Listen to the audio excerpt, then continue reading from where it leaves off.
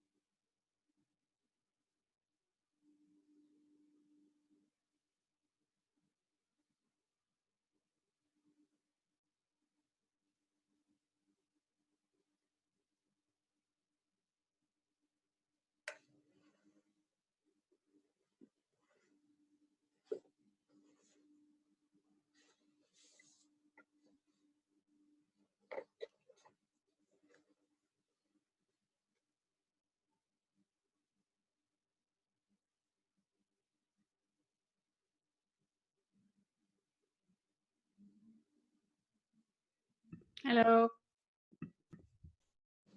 Hello.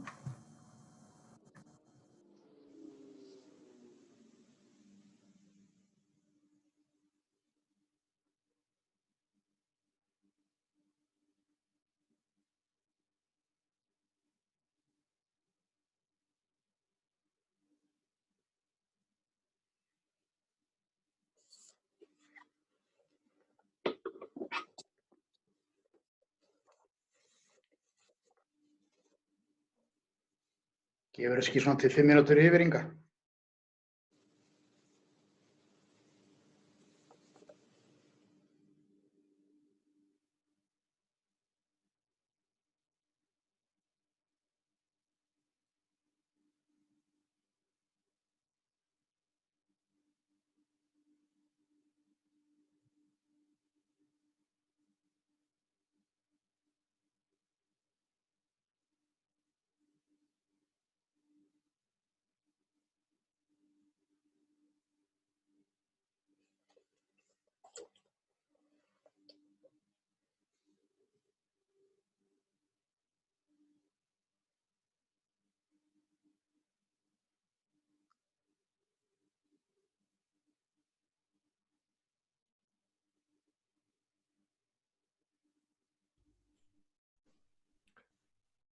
Hello, folks. Can I just check you can hear me okay? Hi, yes, I do. Morning, Crichton.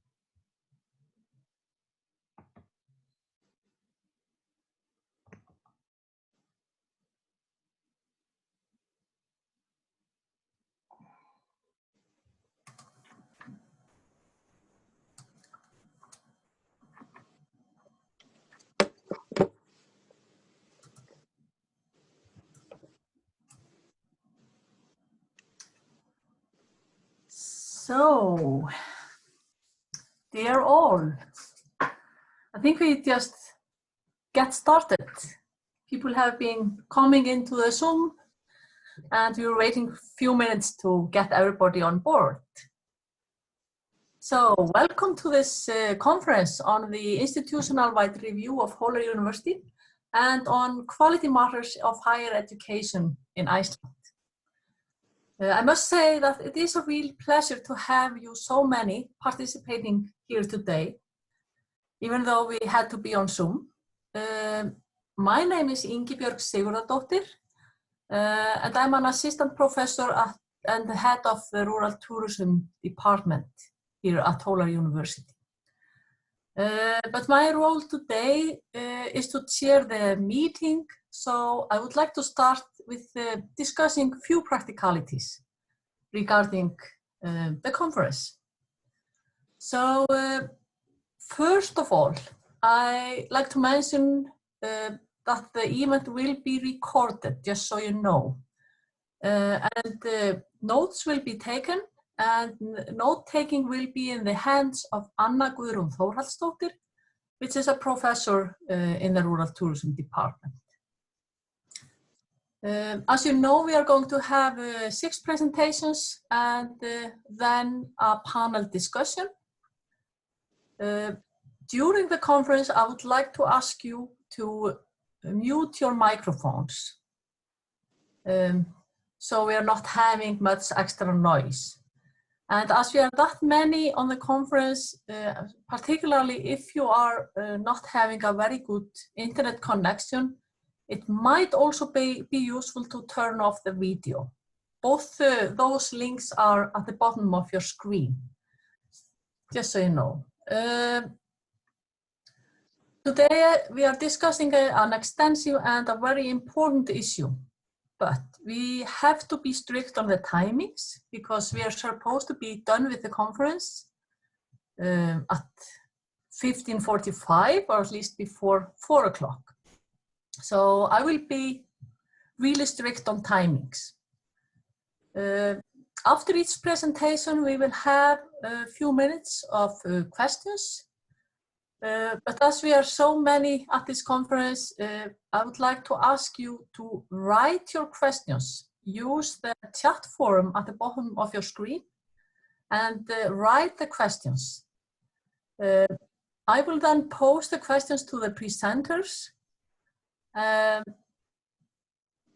course, we are using English, but if you rather prefer to write the questions in Icelandic, I will do my best to translate your questions with the assistance of Sigurður Óli Sigurðsson if needed.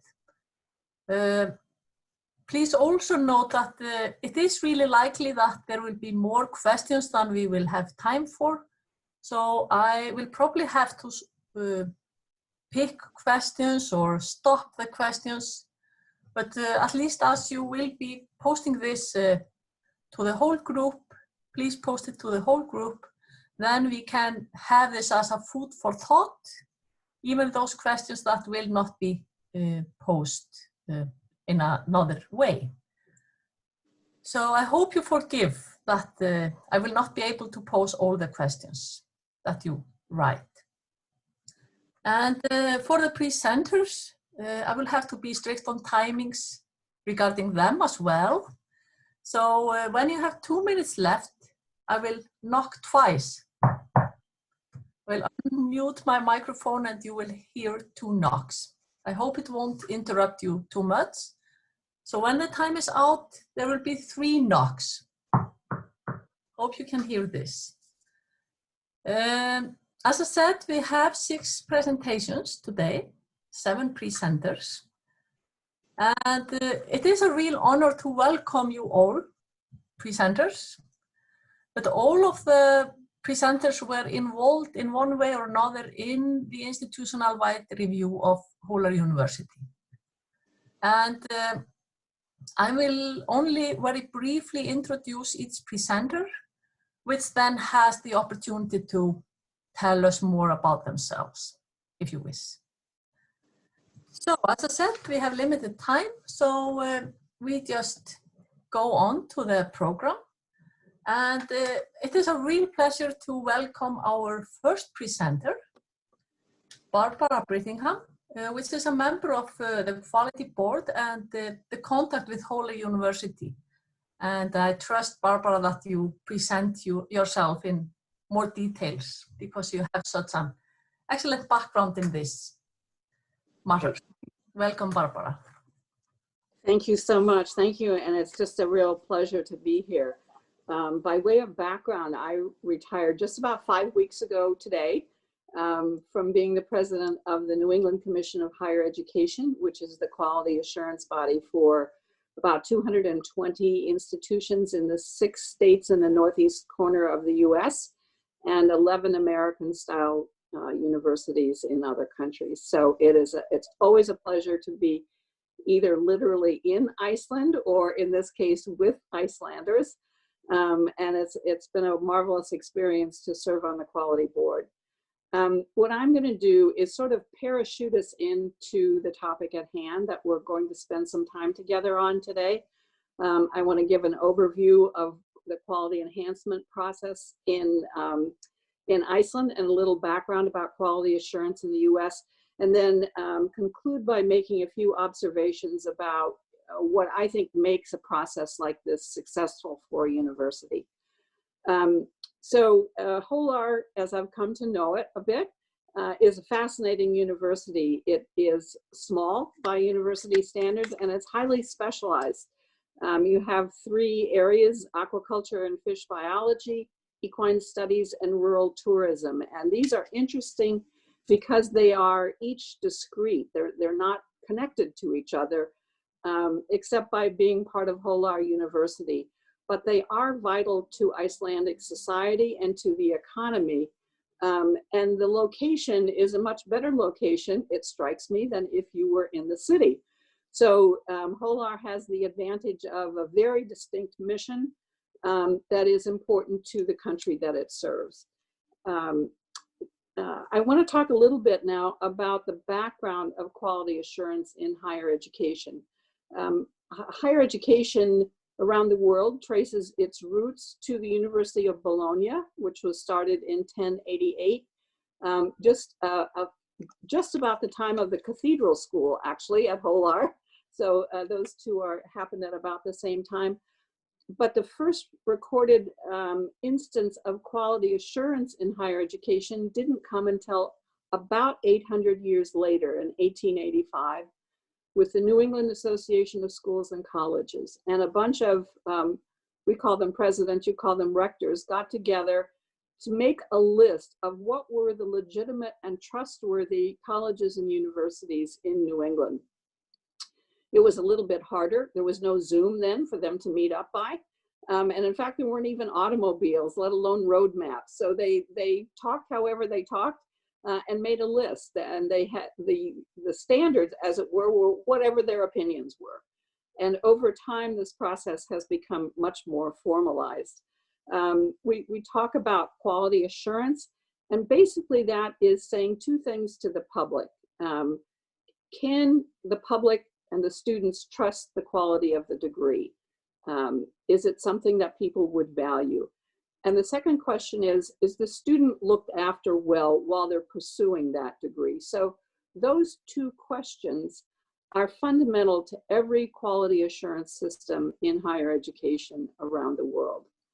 After 1885, countries and parts of the US started developing their own quality assurance system. And there's an international organization, the acronym is pronounced INCAHE, and it stands for the International Network of Quality Assurance Agencies in Higher Education. It was started in 1991 with only 8 members, and today there are over 300 members. So you can see in that period of time how quality assurance systems have developed around the world. There are about 4 common elements to all quality assurance systems. One is, we call them standards. It's what are we looking for here when we make a judgment about a university? And in every case, it is those 2 things that I mentioned: the quality of education, can we trust the degree? And the quality of the student experience, is the student well looked after? in that process. And then other countries add other things. So here in the second round of, in Iceland, we've added looking at the management of research. In the US, we don't look at that because there are other ways to look at it. In the US, we also spend a lot of time looking at finances and resources, and we don't really do that in Iceland because that's not our job. But those two fundamental questions about the quality of the degree and the quality of student experience are front and center. So what are we looking for? That's the first common element. The second common element is a report that's written by the university. In this case, we call it the reflective analysis. So the university steps back, looks at itself, and writes about how well do we think we're meeting those two expectations that I talked about, and how do we know that? What evidence do we have? And what areas do we think we could productively improve in? So that's the second element, the reflective analysis in this case. The third element is a visit and report by expert reviewers, by peers, who come in, and basically what they're doing is saying, we've read about this university, we've read their reflective analysis. When we come there and listen to people and look around, is this the same place that we read about? Is the reflective analysis a good depiction of the university according to the expectations? They write a report. And the fourth, that's the third common element. The fourth and final common element is that there's a judgment. And in Iceland, that's expressed as a judgment about confidence in the ability and the demonstrated work of the university meeting those two expectations that I referred to. And along with that judgment comes follow-up activities in the quality assurance process. So Iceland's system is relatively new. It was established by the Ministry of Education, Science and Culture in 2010. The Quality Board was established, appointed, and charged, and Norman Sharp, who's here among us today, I think, we were charged with designing and implementing a system of quality assurance for the 7 universities in Iceland.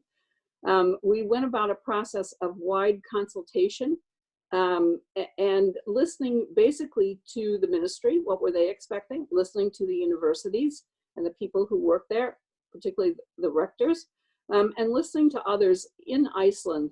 And we did that with an eye on two elements of international standards for quality assurance. One is the European Standards and Guidelines, and the other is the guidelines of NCAHE, that organization I mentioned a few minutes ago. So we had that consultation process because we knew that a new process needed to be credible in Iceland and credible abroad. People in Iceland, in the universities and in society and in the ministry needed to trust that this quality assurance process was valuable and trustworthy.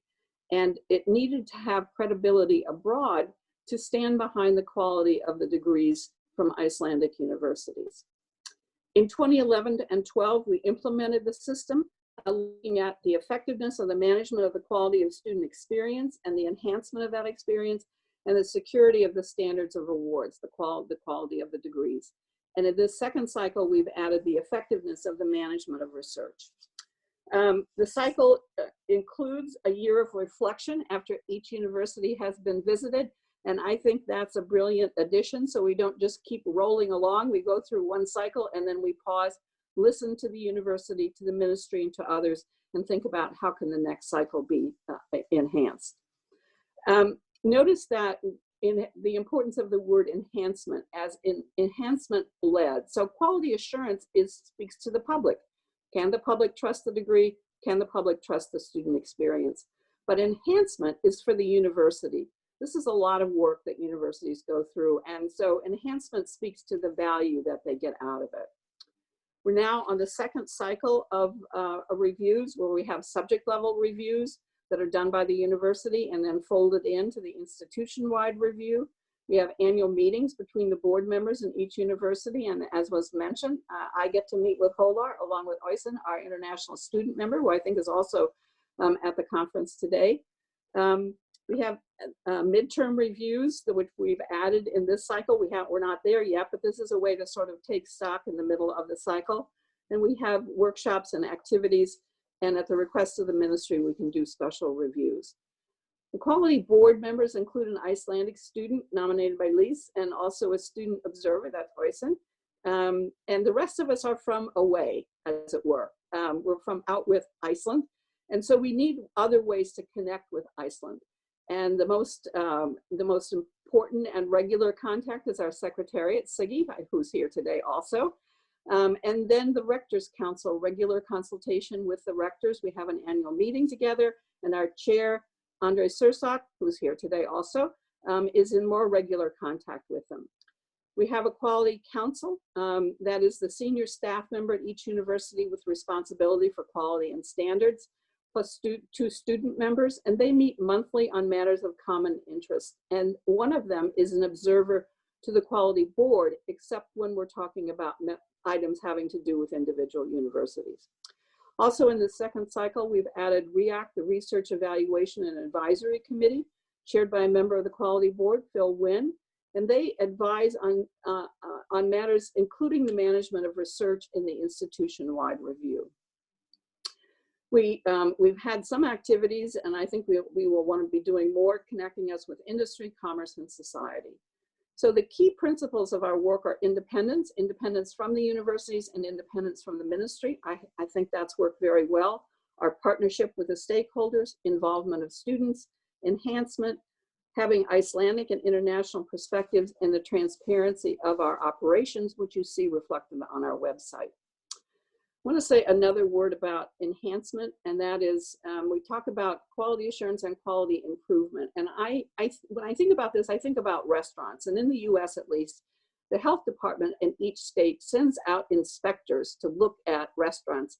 And one of the things, the typical thing they do is make sure there are no bugs in the kitchen. Well, that's important. Who wants to go to a restaurant that has bugs in the kitchen? No one, I think. But that doesn't tell you if you're going to get a good meal. And so that's where quality assurance comes in. It's not about the bugs in the kitchen. It's about trying to make sure that the meal is a good one and that you want to come back. So for the future, I think part of what we're going to be doing is refining how to look at research based on this round of research, strengthening our ability to connect with the Icelandic public. That's a challenge for us. Being better at the use of data and in a systematic way. And when we started this process, there was not a lot of expertise and experience within the Icelandic higher education community in quality assurance because there had not been a regular process before. Now there's considerable experience, so I think we'll be talking about the role of Icelanders in the process going forward. So finally, I want to say, how do we know that this process worked? And this, I think, is true in Iceland. It's certainly true in the US, and I think it's true elsewhere. So I have 5 questions. One, is the reflective analysis reflective?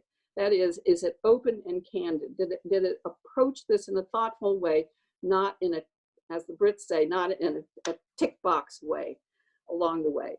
The second question is, did the team validate what the university said? When they got there, was the place they saw and listened to and met with the same place that they read about in the reflective analysis?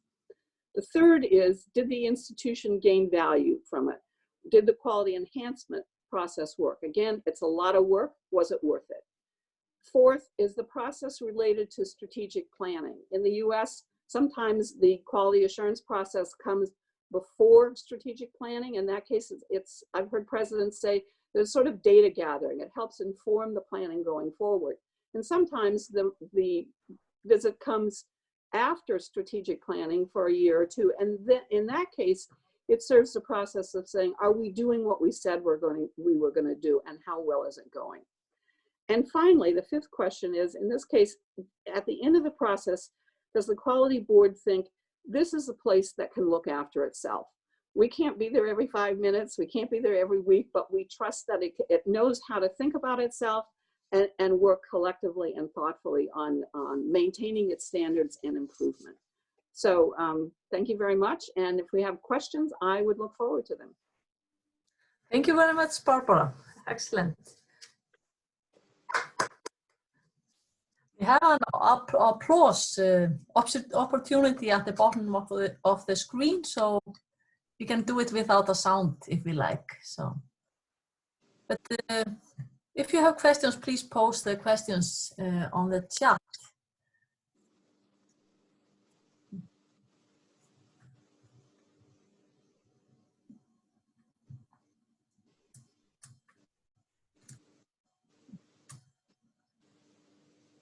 I guess it takes a while to get used to using those new technology, and we were all practicing a bit in the spring during COVID, so but it takes a while.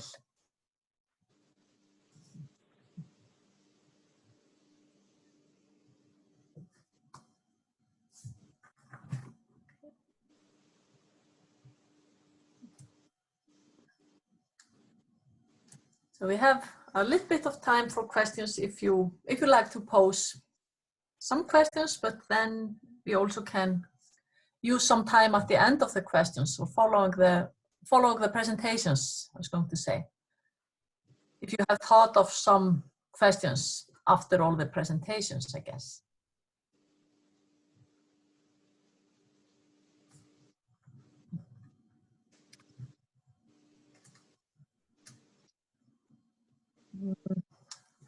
We have a question from Crichton. Can you see the discussion, Barbara?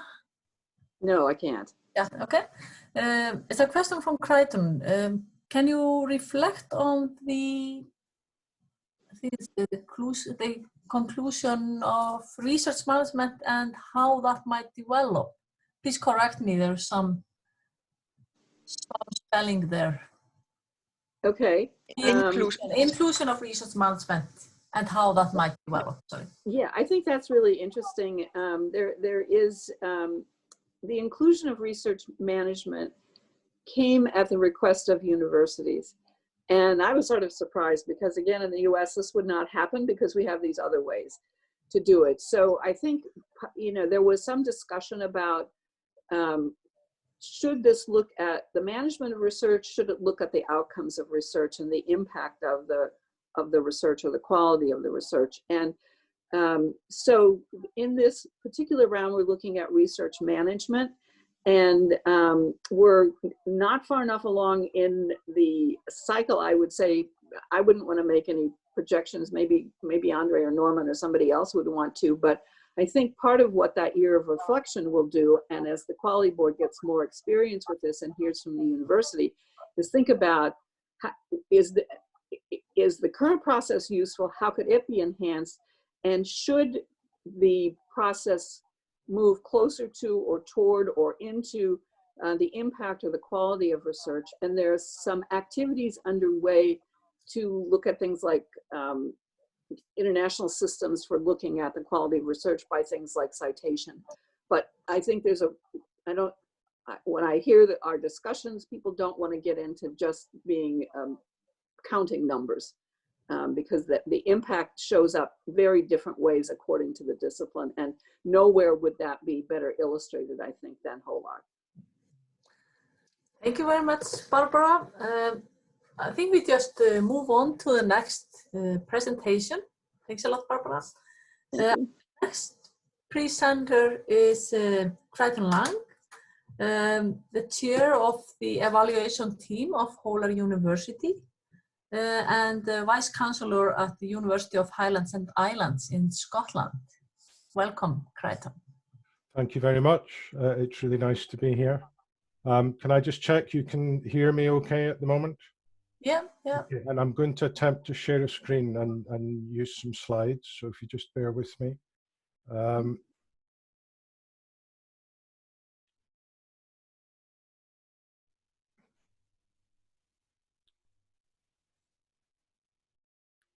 I just check, can you see that yet, folks? No. It might take a while. It's on the way. Yep, there it is. Good, you can see that now, thank you. If I could just first of all introduce the panel, and most of them I think are here today. So from left to right, that's me, Crichton Lang. And then we have Kirsten Noren, who's from Sweden. I'm not going to name people's institutions, I'm sorry. Agot Akra from Norway. There is the Secretariat to the board, Siggy. And then Susan Hunter from Maine in North America. And Tater Erlingsson, who's Icelandic, and he was the student representative on the group. So those of you that are here today, it is nice to see you again. I would like to emphasize, and I hope you can see from the makeup of the group, that institution-wide review is a peer-led process. So the group is made up from individuals who have experience in different aspects of higher education, and they're able to compare what they see in the institution with their own experience and understanding from their own working life. It is not, we avoid words like audit within this process. It is an engagement, it is a peer-led engagement. And yes, it does have a quality assurance element, as Barbara said. That's largely in terms of mapping against European standards and guidelines within the context of the Icelandic quality process, but it's also an enhancement-led process. And for me, that's the most interesting part of the exercise, is that exploration, that dialogue with the institution about enhancement, about those evidence-based, purposefully managed, driven processes that the university is planning and undertaking to enhance quality and student experience and research moving forward. It's a highly inclusive process. We seek to engage as a panel as many staff, academic and support and management staff as possible, and students, and also have meetings with the governing body, the board, with industry partners, with alumni of the university, and with other regional stakeholders where that is relevant. Both the institutional submission at the beginning and subsequently the report follow a guide template. So there are particular sections that we go through during these dialogues, and I'll come back to these in a minute. There are a lot of meetings, and I think the panel would agree that we were pretty exhausted by the end at Hólar. And you would think that maybe as a smaller institution it would be quicker, but we respected the distinct nature of the three departments that Barbara referred to, and in many areas we had separate meetings with staff or with students for each of the departments, because we recognized there would be different discussion, there would be different points that would come out of those. And then, so we were there pretty much for a whole week, and then at the end of the week the panel stay and they begin to draft out their initial thinking, and then we go away and we co-author the different sections of the report. The report has sections that give the background to the institution and the review process. But again, the interesting bit is the narrative within these key sections. How the institution is learning from prior reviews, the management of academic quality standards, the student learning experience, the management of research, and the management of enhancement. And although within the panel there were individuals who took a particular lead in the initial drafting of each section of the report, I would want to emphasize this was a collective report, and the views in the report are the shared and common views of the whole panel during the visit. Barbara's mentioned the reflective analysis, and again, just to clarify the process, the reflective analysis is submitted, and the panel members remotely read the reflective analysis and submit to myself as chair, supported by Siggy as secretariat, their initial thoughts. Their initial thoughts about what are the key messages, what are the key themes coming out of the report, and what are the areas that we would particularly like to investigate further in all of the dialogues during the main visit, the site-based visit. And they also identify any additional information, background data or information that they feel would be helpful to them in terms of shaping their thinking. And I should mention that as well as the reflective analysis, there are many, many annexes submitted by the institution of supporting documentation and evidence. Some of that is, if you like, prescribed, that is fairly standard, but there may be other documentation that the institution wants to append to the report. I then visited for one day with Siggy, with the Secretariat at the institution, and along with Erla and Scully and some other colleagues, we had a discussion about our initial thinking, the themes that we wanted to explore, to make them visible to the institution, and we began to draft out the groups of staff and students that it would be most appropriate for us to meet. And these were our vertical themes: data and benchmarking, how the quality culture was developing, curriculum development processes with particular focus on the use of blended learning, mapping against learning outcomes, the links between research and teaching and learning, and the periodic review process for programs. We also wanted to look at staff development in various contexts within the institution, and department by department, and for the university as a whole, industry engagement, which clearly, given the strong link to key areas of the economy and industry partners, is extremely important for Hólar, as it is for other universities. How did that go, and what did we see? Throughout all stages of the review, and Barbara asked, did we feel that there was a genuine reflection and openness within the RA? We found a whole institution that was open and very positively engaged in the process. We found that all staff and students and other stakeholders that we met, and we met a lot, engaged very positively in the dialogues. And in fact, I would commend that really highly for Hólar. We don't see it very often. I don't think there was a single person in a single meeting who did not contribute to the discussions and contribute in a positive way. We found an institution with strong identity and heritage. We found those very distinctive departments, each different but with very particular strengths.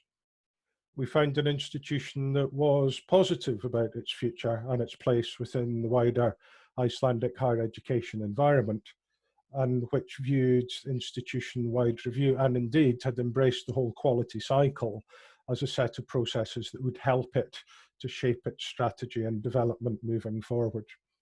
And we found an institution that had moved forward positively, undoubtedly, since the previous institution-wide review. We didn't rehearse this, so there's a bit of overlap here with Barbara, but I would just want to emphasize again that quality assurance and quality enhancement are very much part of a single thing. And yes, we looked at those European standards and guidelines, but we also focused on those areas of strength, managed change, managed improvement, and self-reflection that underpin enhancement within the institution. And in my own institution, we've found ways to really tightly tie these two things together. So our quality assurance processes help us to identify areas for enhancement, but at the same time, our quality enhancement activity is taken forward largely in a way that helps to further secure the quality assurance. But the whole thing is one big envelope of quality. It's not just, as Barbara says, the box ticking, the health certificate. It's the way that the institution self-reflects, thinks, plans, and moves forward that is what results in the overall quality. Our judgments, and these are the QA judgments, and this is how they are worded. It can look a little bit underwhelming in terms of the way that it's articulated, but this is the positive recommendation and finding that we landed on. So confidence can be placed in the soundness of the university's present and likely future arrangements, both for the management of standards of degrees and awards and for the management of standards of student learning experience. So that's the QA judgment. But what more interesting, I think, and I hope as that will be reassuring to the quality board, to the institution, but what is more useful and more relevant perhaps are the narrative around strengths and recommendations that link more into quality enhancement. And this is a little bit of an amalgamation of all of the individual strengths and recommendations within the report, a little bit more thematically. But broadly, these came together for the strengths as that positive engagement, meaningful engagement with the whole quality enhancement cycle, quality enhancement framework. Progress, ongoing process, but also a recognition that there was further to go. This was a journey being travelled since the previous institution-wide review. That strong sense of identity, and if I can call it place, and I mean place there both geographically and the link to the rural communities and rural economy, but also place within the overall higher education environment in Iceland, but also an appetite for further positive change in terms of that identity in place. Very strong stakeholder and industry engagement, clear readiness of graduates for the jobs markets linked to the departments, and a strong research culture and output volume in the context of the size of the institution. These are the key strengths fell underneath these categories primarily. The recommendations, and again, I would want to emphasize, recommendations are not points of failure. There can be, but I would not frame any of the ones for Hólar in that context. These are areas where we think there could be further strengthening, investment and reflection on these areas that would serve Hólar well in terms of its strategy moving forward. So it's a reflection on or development of, and can I stress again, a panel will not tell an institution how to do something or what to do. That is down to the institution to look at this. But the operational structures, particularly within Hólar, the balance of what is happening within the central university administration and what's happening at a departmental level within the three departments. Greater, although we could see action planning and goals being set, more formality around how progress against these was measured and monitored. Better data availability and use in a variety of ways within the institution. Barbara mentioned that she used the terminology the departments were not linked or connected, but we felt there was some interdisciplinarity, but there was opportunity for even more disciplinarity to be explored between the three departments. We saw a very strong academic community and a strong community for the students, but we felt that the student voice formally could be brought more strongly into strategic planning and operational management.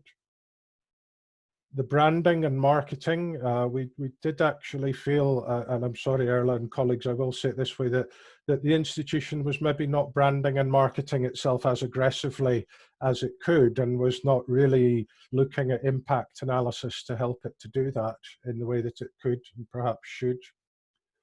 We could see strategic support for research growth, but we felt that that could be further increased. And that actually links back to the first point about the balance of non-academic activity being undertaken in departments by teaching staff, and whether more headroom could be created for further development in teaching or research or curriculum development. And underneath all of that, the need to look at ICT capacity, and both for data and for teaching, and to really fully explore opportunities for blended learning. Although again, we can see, particularly within the Department of Rural Tourism, approaches to distance delivery and blended learning developing and being in place. So those were our key recommendations. I'm going to finish very quickly. I haven't heard a knock yet, so I must have at least 2 minutes left, I hope. This is not, this slide, what the quality cycle should look like. It shouldn't feel like a hamster wheel that an institution is endlessly running on, that keeps bringing it back round and round to the same place. Quality enhancement should be, and I think in Hólar's case, Hólar does identify it as integral processes within the university's day-to-day thinking, self-reflection, and management, that when you complete a cycle does not bring you back to where you started, but helps you to move along your strategic journey moving forward. It helps to underpin thinking and strategy to move you to where you want to be. That's really, really important. In Scotland, we are now on our 4th cycle. My own institution, and I'll talk about that very briefly just in a minute, is the newest institution in Scotland. We've developed that and put it in place over 14 years. It drew together a partnership of smaller institutions. I could not have taken that institution on the journey that I have and changed the quality culture and confidence for change over those 14 years without the quality cycle to underpin that and help me to take staff through that journey moving forward. It's been hugely, hugely useful to me.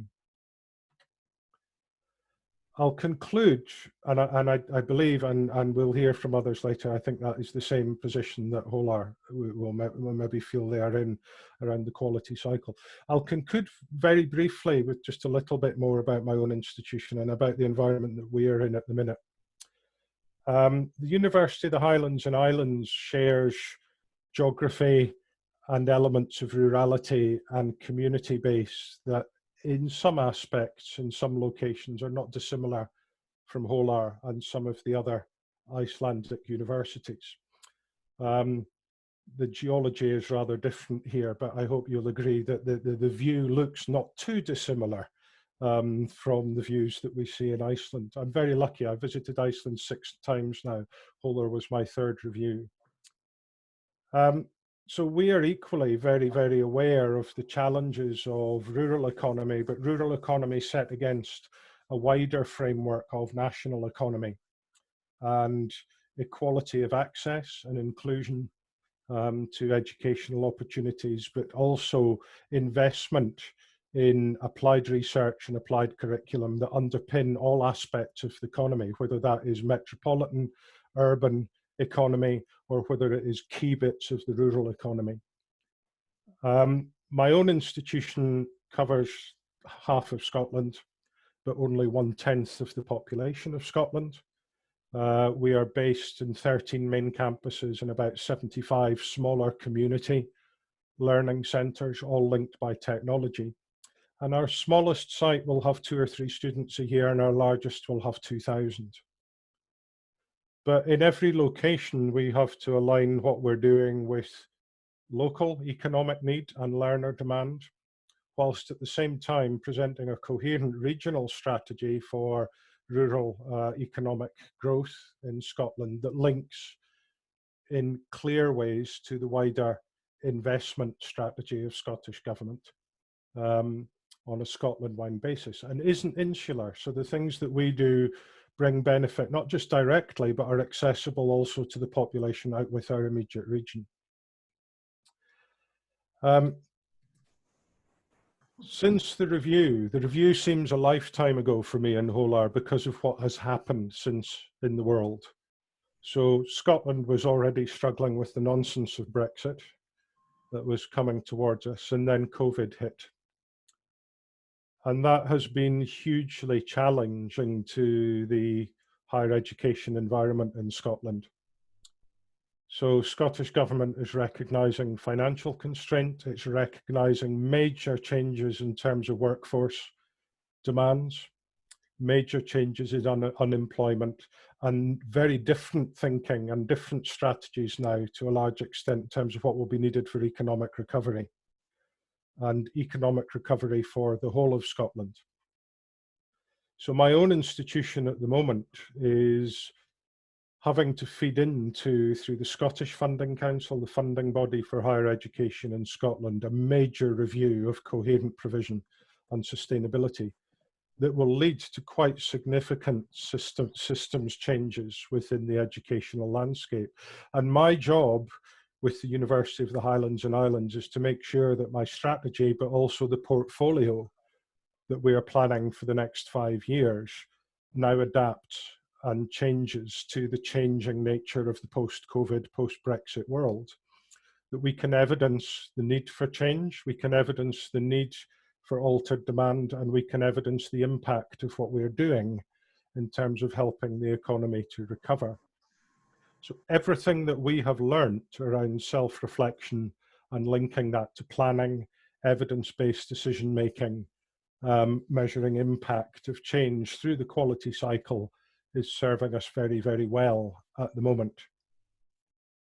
And I don't know where Iceland is in terms of that sort of discussion, but I hope that Hólar as well, when it looks back on the institution-wide review and other processes, can not just link that feedback back into its immediate thinking about quality assurance and enhancement, that can also help it to think, how are we as an institution going to shape our strategy and shape our approaches so that we can move safely and with impact into that post-COVID space, into any changes that may be coming.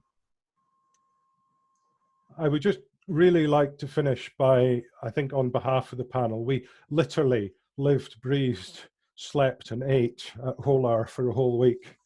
And it really does get underneath your skin. It's a great place. And I'm really, really sad that I'm not back there for a face-to-face event just now.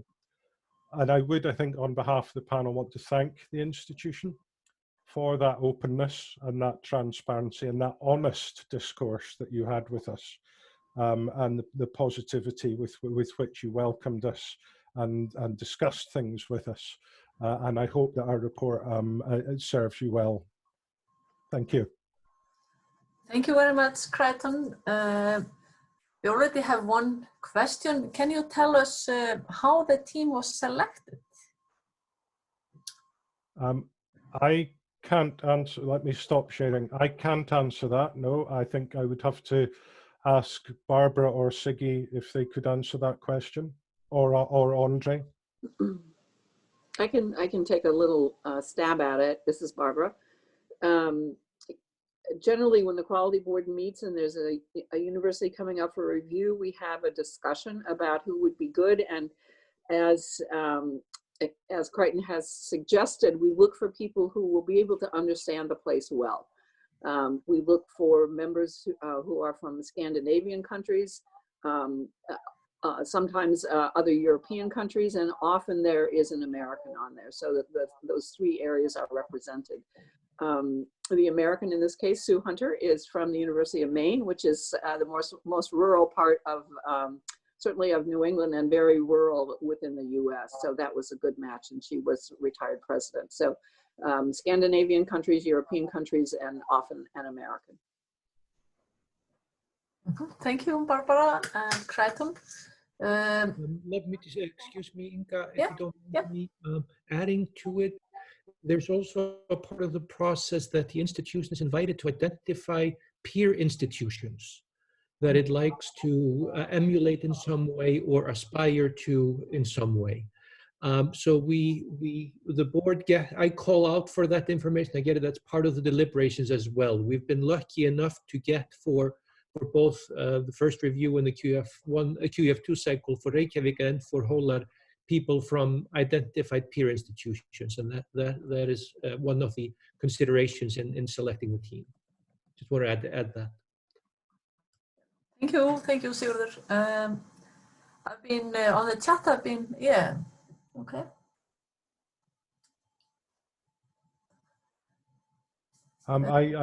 Sorry, yeah, I can see the question about management of research not being traditionally part of QA, and did we see benefits of including that in the review? It's interesting because in Scotland, again, that is one of the countries where the management of research and the quality of research, I'd emphasize that we do not within this process look at the quality of the research outputs at the moment, that's not included. I think it is hugely valuable because the research teaching linkages are a critical part of the overall environment that any university offers for students who are studying there. The progression from undergraduate to postgraduate study for many students is an important element of the educational opportunity that is offered. And particularly for institutions like Hólar and my own institution, where very much of both the curriculum and the research is applied and may be applied to the same sectors, I think that link is critical. And also and I'm sorry, I don't mean it pejoratively, a relatively small institution, how they are managing to balance the challenges of investing in both the research and the teaching sides of that equation is an important part of the consideration, would be my view. I don't know if any of my colleagues want to come in, if there is time from the panel, if they disagree, they're welcome to, but if not, I'm speaking for all of us, I think. Yeah, yeah. Thank you, Crichton. I think we need to move on. Thank you very much. I would like to suggest that during the presentations, you can start posing questions. If you have some questions, you don't have to wait for me to say go. You can go to the chat and post questions so it's ready when the presenter is done with his or her presentation.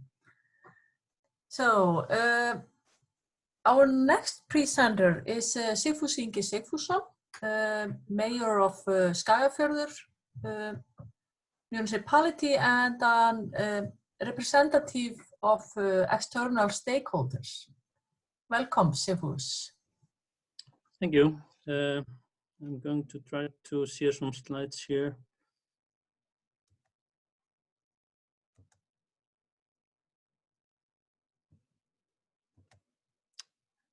Can you see this? Yes, it's there. Okay, okay, great. Well, first of all, I would like to say that I especially welcome the views of Crichton because I studied myself at the University of Stirling in Scotland, and I have a high understanding of the importance of the University of Highlands and Islands. I've been there myself. But I also would like to start by expressing my gratitude for being chosen as one of the external stakeholder representatives for the institutional-wide review of Hólar University. It's important to get the opportunity to express my thoughts on the work of Hólar University and how I think it impacts the local community. Hólar University plays an important role in the municipality of Skagafjörður and the local surroundings, as well as it has academic effects on the entire country and I think well beyond its border. The University of Hólar was accredited a university in 2008, and consequently, it's quite a young university institution. Nevertheless, the school has, in this relatively short time, earned a reputation as a respectable and ambitious institution and has graduated students who are highly qualified for employment in the disciplines taught by the school, such as horse breeding, equestrianism, aquaculture, and tourism in rural areas. The community at Hólar University is very multinational. Approximately 22% of its employees are of foreign origin and about 25% of its students. The ratio is even higher with master's and doctoral students, with about 70% of the students of foreign origin. In my opinion, the university strengths are shaped by the size of the university, even though it's a small one, as well as the uniqueness of the fields of study, great human resources, specialized facilities for research and teaching, rich international collaboration, and strong ties to the industries related to the field of study. We can mention tourism, aquaculture, and equestrianism. The school also has a good and enjoyable relationship with us at the university, at the municipality of Skagafjörður, as well as other close regions. The social significance of Hólar is considerable because it is an important driving force for research and innovation. Also because the staff and students of the university are, for us, a role model and encouragement for further study. In this regard, I would especially like to mention good collaboration between the Department of Equine Studies and the primary schools in Skagafjörður. We know this very well in this region. Hólar also has a rich place in the minds of Icelanders in terms of education and culture, as it has been one of the most important educational and cultural centers in our country for centuries. If we look, for example, at the role of research and innovation, a good assessment of the aspect was carried out for the Science and Technology Policy Council of the Icelandic government, which was published last year. And you can see at this slides contribution to research and innovation per capita in different regions of Iceland.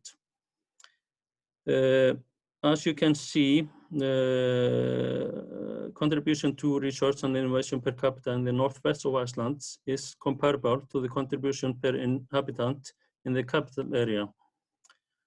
Hólar University is prominent in that success, and as it is the only university in our region. All other regions in Iceland contribute less per capita.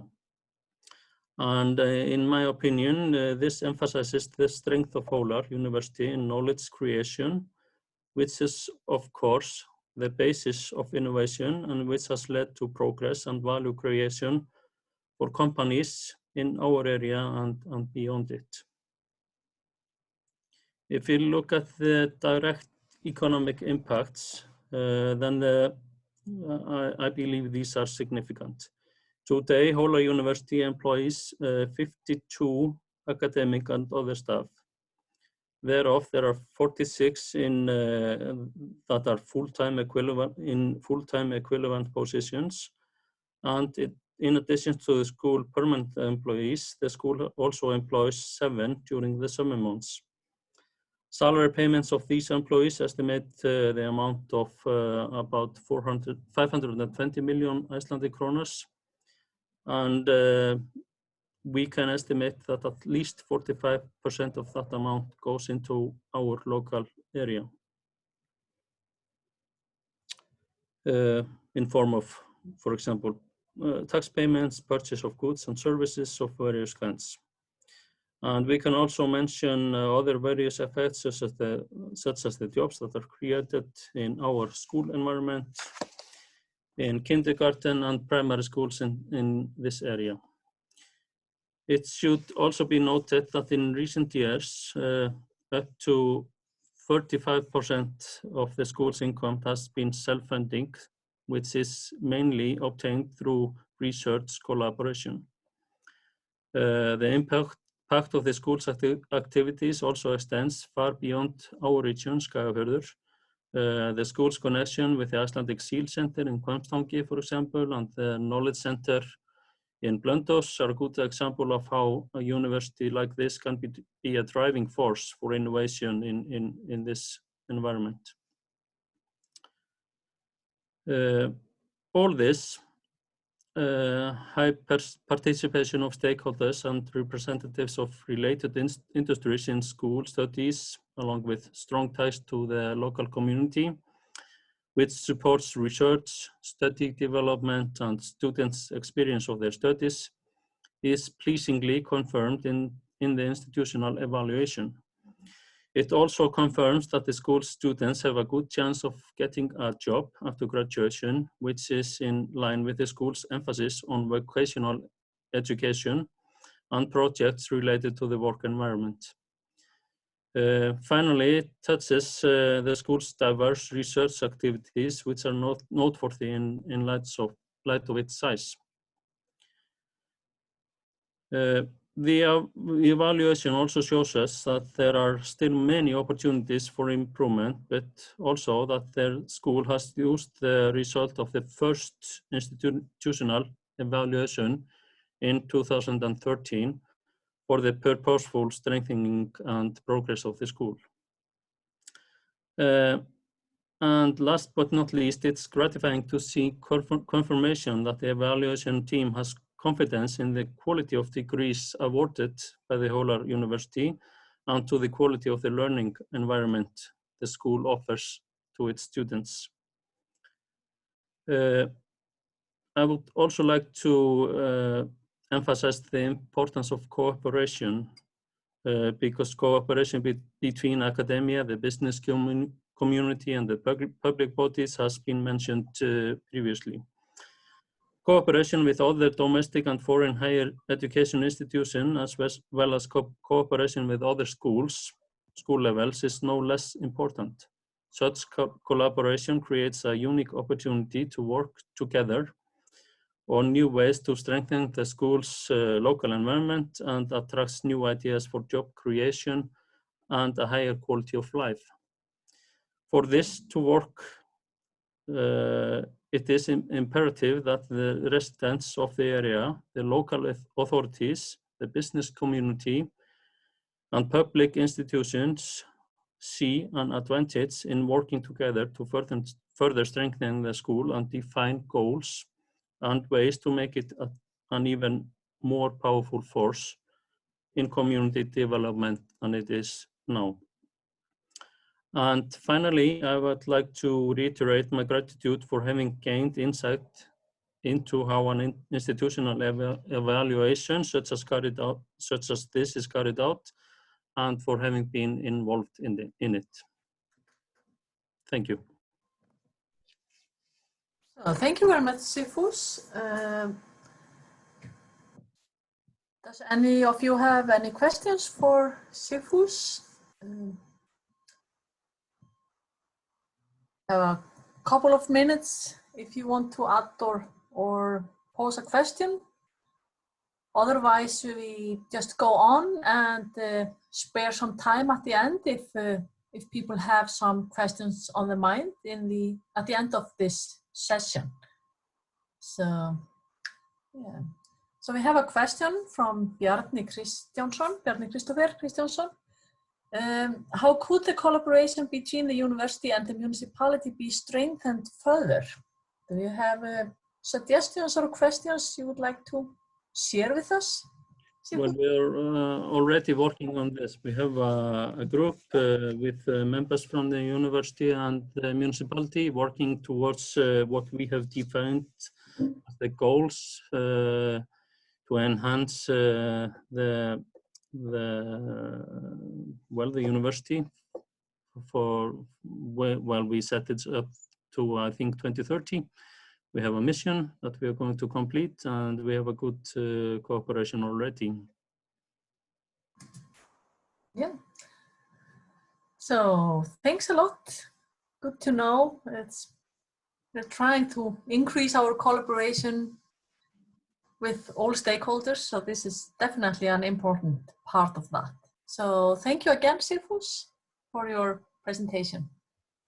Our next presenters are Bergrós Guðbjartsdóttir and Jóhannes Amplats. They are student representatives. They have actually both graduated. Bergrós from the Rural Tourism Department and Jóhannes from the Econ Studies Department. And I think it's Bergrós that will give the presentation, isn't that correct?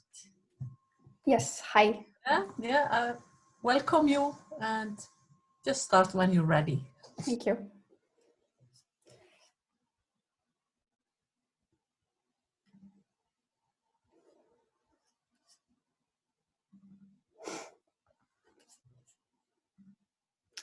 Do you see my screen, Inka? Yes. Yes. Okay, hi. Thank you, Barbara, great one, and Sigfús, great presentations.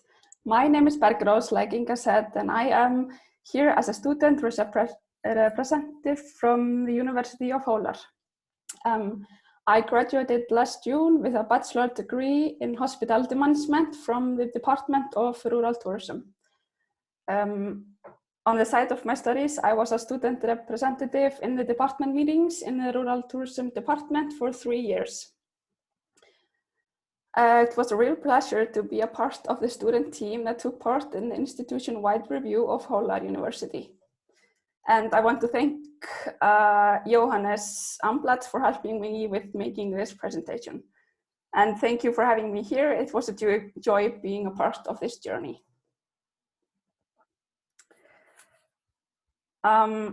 The process of the institutional-wide review started with a reflective analysis of the university.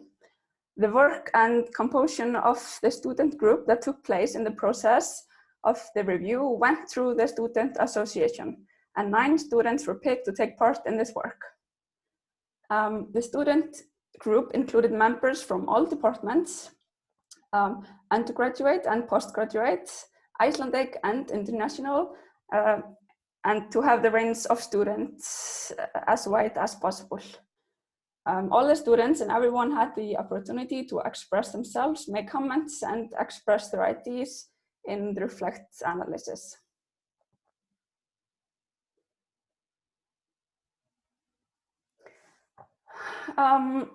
The review team had 4 student meetings with students from, I think, from each department, as well as former students. Each group had about 6 to 8 students. And like Creighton was saying, the departments are very unlike, so it is crucial to hear different thoughts from each department. I myself sat in a meeting with the team on behalf of the Department of Rural Tourism. I would say the atmosphere at the meeting was really relaxed. The questions were fair, and the review team showed us great interest in what we students had to say. It was a real pleasure meeting the team and discussing with them. On the second day of this process, on the site visit, we had lunch with the review team and all the students that could and wanted to come.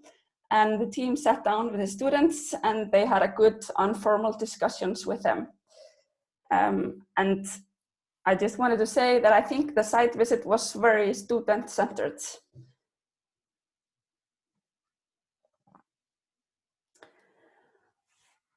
By reading the conclusions of the review, it is obvious to me that it underlines the quality of Hólar University. We students, we are proud of our degree from Hólar. There are many benefits to a small university like Hólar. As seen in the review, the great interest that staff members take in the students, those who live on campus and also distant students. And myself, as a former student from Hólar, I would like to underline the short communication lines and the rapid decision-making that is very, very valuable. And there is a clear evidence of students' input leading to changes. I would like to take one example. As I said, I was a student representative on department meetings, and I suggested that study counseling should be more available online for distant students, as there was only option of a one-on-one meeting with the student counselor. And as there are so many distant students, I suggested that they should maybe make some short videos, courses, and have more information on the web that was accessible to all students at all times. And guess what? Now the student has a great study counseling intranet. Bravo.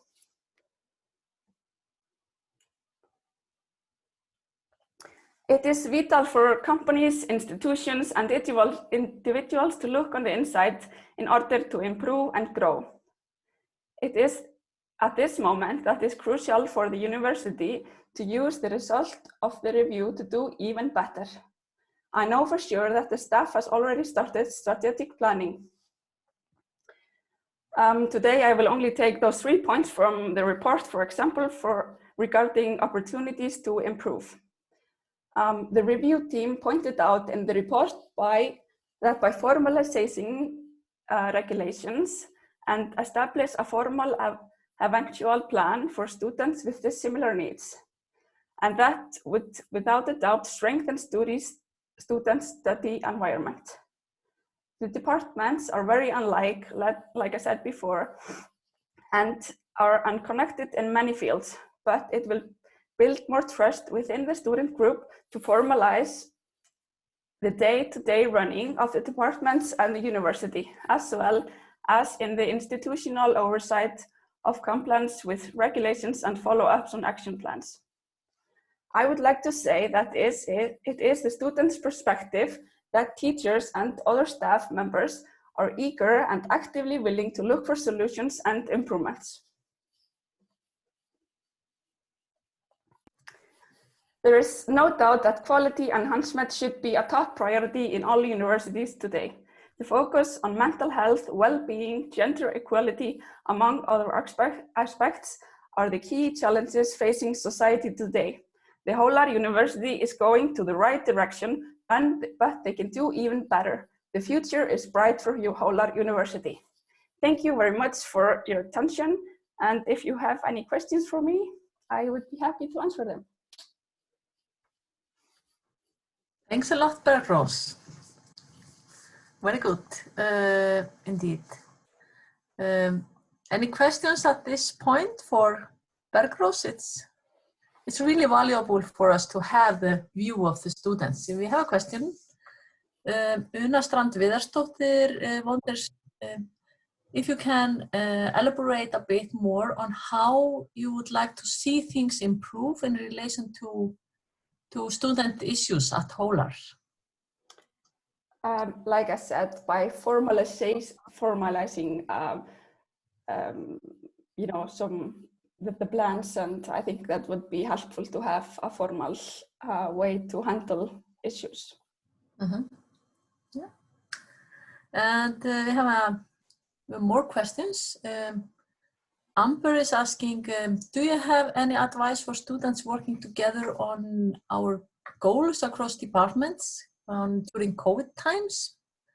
If students could collaborate across departments? Yes, I think that's something that could be improved, because the departments are really unlike, like I said, and in the rural tourism department, we are only doing distant studies, and yeah, I think we could work better, work together with the three departments, but I don't have a suggestion right at this moment. Mm-hmm, mm-hmm. Something to consider. Yes, I could, absolutely, yeah. We have a question from Fríða Ingvarsdóttir. She says, I wonder if it was difficult to get students to participate in this process. Were they willing to take part and take the time to this process? Yes, it was not difficult to have students take part. I think we are all eager to do better and help others to do better and help the university to do better. So I think, at least if I'm speaking for myself, I was just happy to take place in this and take the time for it. Yeah, that's actually quite amazing, because I know that this was a very time-consuming process for everybody who took part in it. So yes, but I think this matter is on board. Exactly. I think this is just a really urgent matter to do. Have the quality. Yeah. So. And really valuable for the university. Yes, exactly. For universities to have the students involved. Yes. Yeah. Yes. So thank you very much, Bergrós, and please bring our regards to Jóhannes. Yes, I will. Thank you. Yeah. Okay. And our next presenter is Víkingur Gunnarsson, an assistant professor at the Department of Equine Studies here in Hólar. And he is a staff representative. Please, Víkingur. Yes, thank you. Ready. Let's see.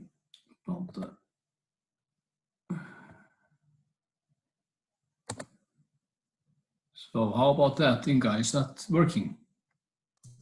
Not yet. Probably have to share screen down there, and then there's another button at the top that you probably need to press to make it go the whole way.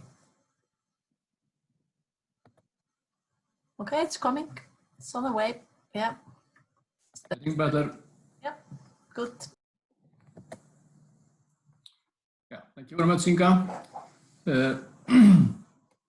Before we had this institution-wide review, we had some previous experience of official quality reviews within the university.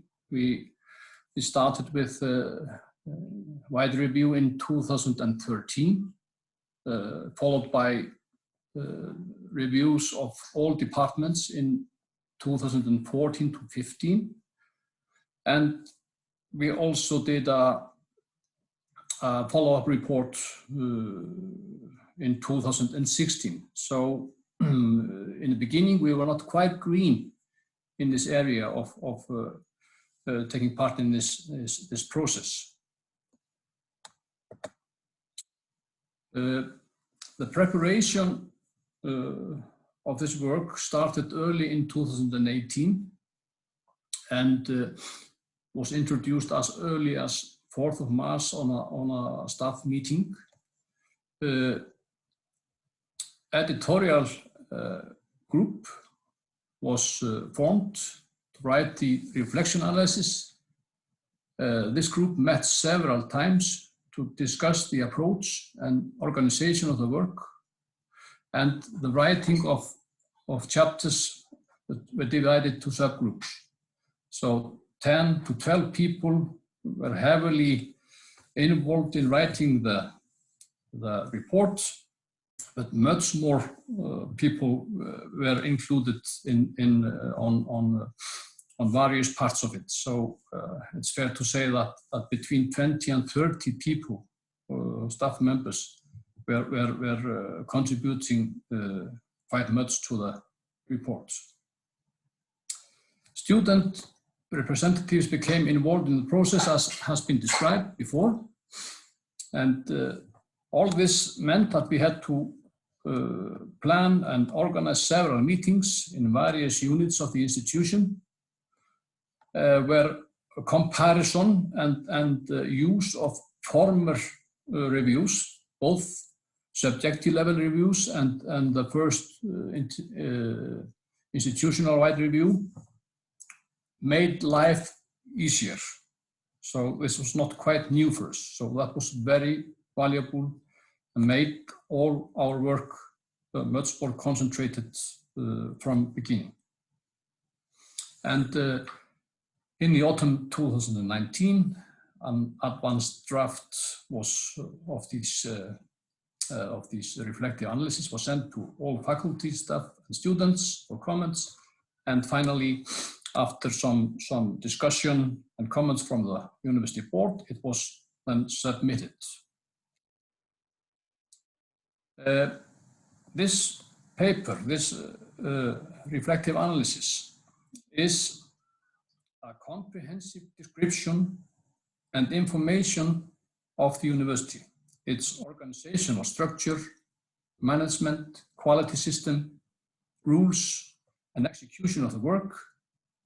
And not less important, it is how this is reflected in our objectives, plans, and policies. But at the same time, the writing of this report was a driving force for several improvements within the university. We worked on missions and policies. As an example, we wrote the quality policy itself on our way. We had to clarify and refresh or make from scratch systems, rules, and code of conducts for various processes and issues. And not least important, through this work of writing and making the reflective analysis, we can state that the general feeling of staff members for the quality system and how they participate and contribute to quality work on a daily basis, this feeling grew, improved on the way writing this report. Yes, we had a very intensive week. Kryton and his team came to Hólar, and it was certainly well organized, very intensive, with several meetings with faculty and staff, students, stakeholders, and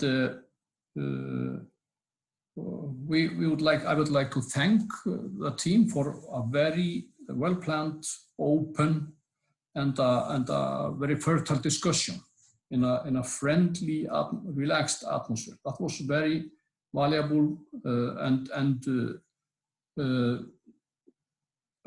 helpful for better results.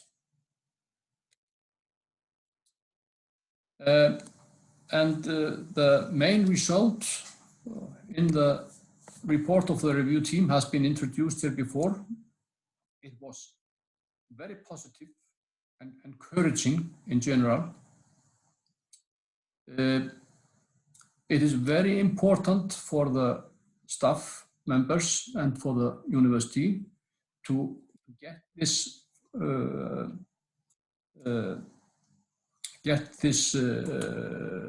result from an external expertise. It is very encouraging to have this positive and ambitious response from the students, current and older students, and then of this clear support and interest from all our stakeholders here in the community, groups from the industries, and so on. This report from the review team clarifies our identity, strengths, and potentials in the institution.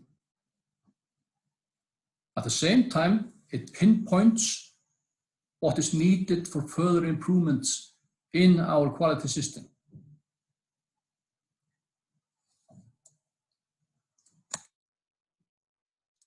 So, the conclusion of all this would be that, sorry, I've lost it.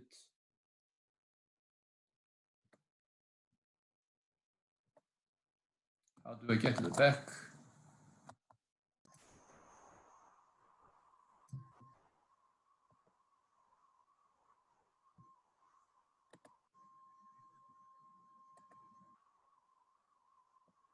Might have to try to do escape and then go back to the presentation, I guess. You're still in sharing screen, so. I have to stop here.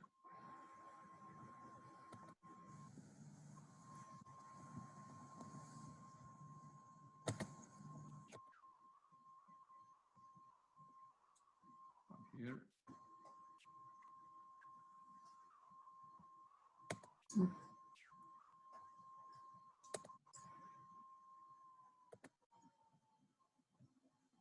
It's on, yeah, it's there. Sorry for this.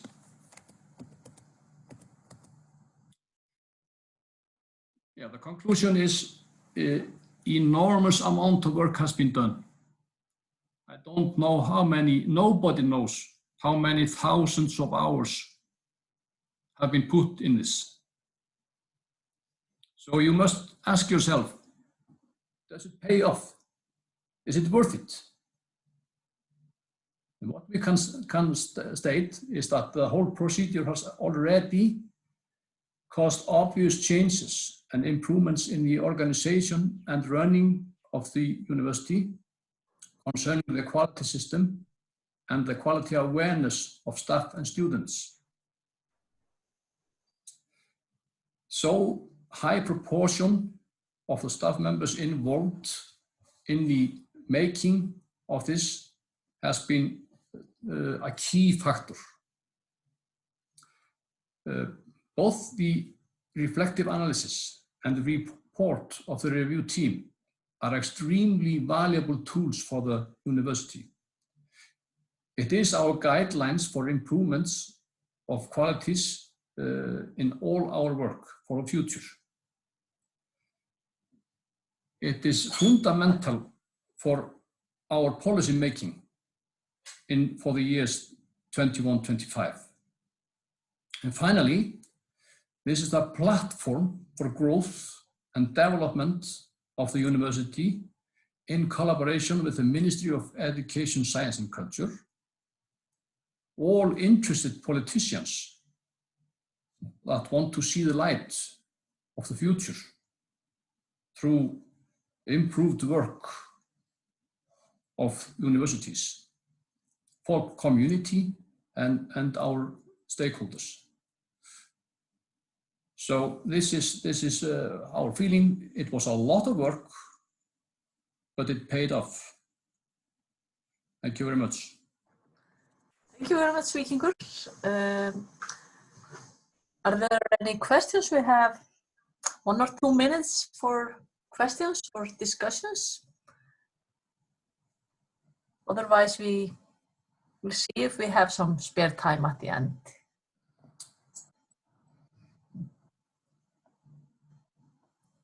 And I must say that all you presenters have been really good with sticking to the time, and that's really a pleasure. We have a question from Bjarni Kristoffer. Are there any way that this process could be made less work intensive?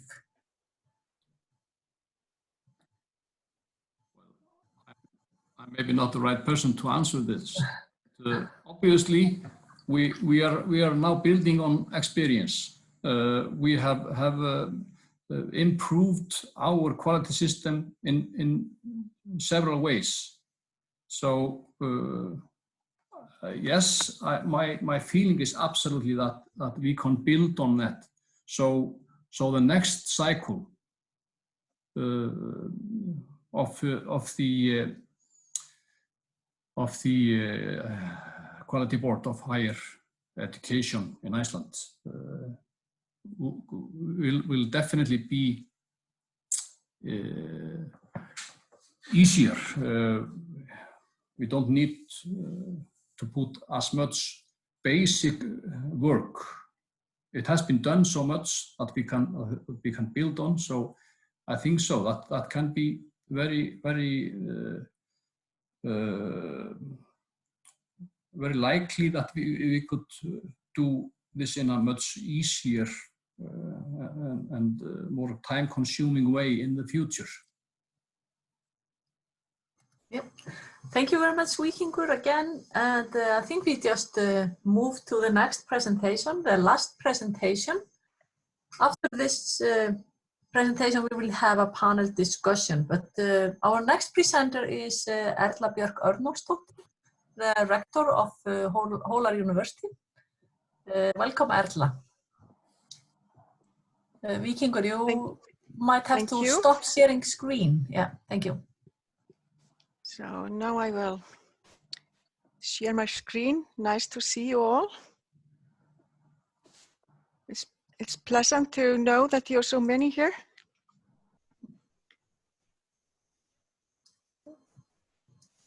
So now it jumps to the full screen. I am most pleased to be able to talk about the value of the journey. So I will touch on the same topics as have been spoken about before, but maybe my angle is a little bit, I will like maybe add a little bit to what has already been mentioned. And I would like to say at the beginning that it's amazing how we link to one another, even though we are not overlapping too much. And one might think that we had coordinated or planned this perfectly prior, but this is somehow 6 presentations in sync. So I'm very pleased to see that. So I will talk about the journey, and I look at this as a journey, but not like a hamster in the spinning wheel. To address the question of Bjarni, I think the university is out of that phase of feeling like this is a spinning wheel, but getting into being on a track, on a journey.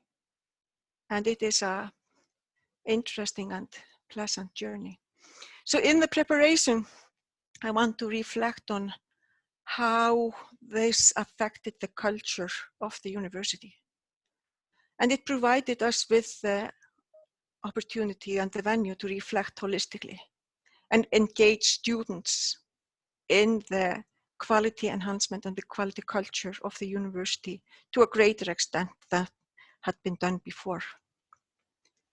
It fostered, therefore, a dialogue on quality matters for every staff member.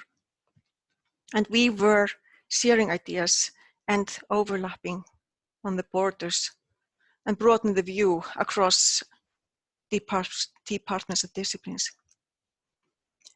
And along this way, I felt like this increased the individual pride in our work and the workplace, just consequently of writing the reflective analysis.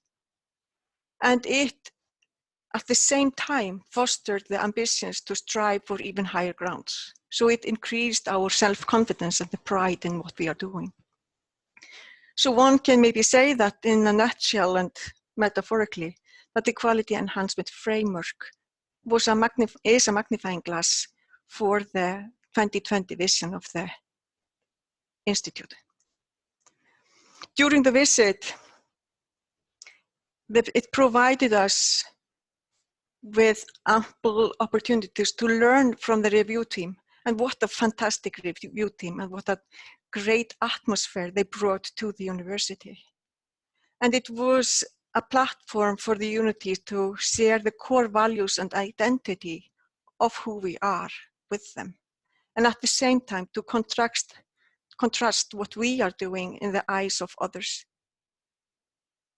And during this whole process, it also was obvious that the awareness and pride of stakeholders in our work increased. And that is through our dialogue. And that comes to the point of Crichton earlier, that we really can lift our image more according to stakeholders. So this week of the visit was in a way a 4-day presentation on the nature and culture of Hólar University. So what an opportunity, if you think about it, to be able to present what we stand for to our peers. The review report reinforced the findings presented by the reflective analysis of the university. It furthermore provided additional points of improvements and guidelines for the enhancement. So it, additional on the writing of the report, the review is strengthening our basis for the fact that we are on the right track. And as has been stated before, we are immensely pleased with the confirmation that there can be put confidence in our work. And I'm not going to repeat that. This is the essence of the Institute-wide review. But there is I have to plug in my power here. It's telling me that my computer is running low on battery. You have to excuse that. Does not mean that the university is running low on its resources, just to keep that in mind.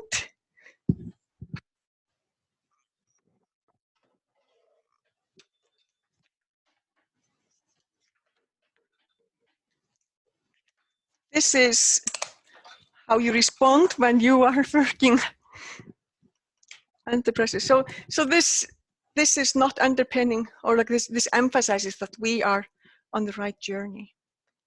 The value of the report for our work is that the results will feed into the university's approach and goal setting. It provides us with the confidence in the university's current status and approaches to quality enhancement. It supports us in our focus on our unique size and on our specialization. We have local focus in our education, but international relevance through research and the student body. We will use this institute-wide review as a pillar in the development and the growth of the university.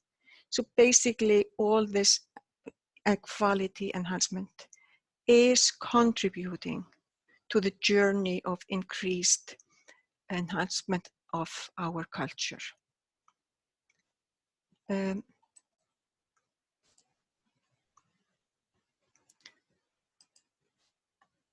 Last but not least, I skipped one. The institute-wide review findings will feed into our strategic planning, as Vikingur mentioned earlier. We have actually already started this during a meeting on Wednesday this week. And you could feel the atmosphere of this enhancement of quality and the coherence of faculty and staff in this work during that event, even though this was in Zoom like we are now. The size of the university provides us with the advantage of universal engagement in quality enhancement due to the fact that centralized staff meetings are provided to discuss the matter. So we are all engaged in the process.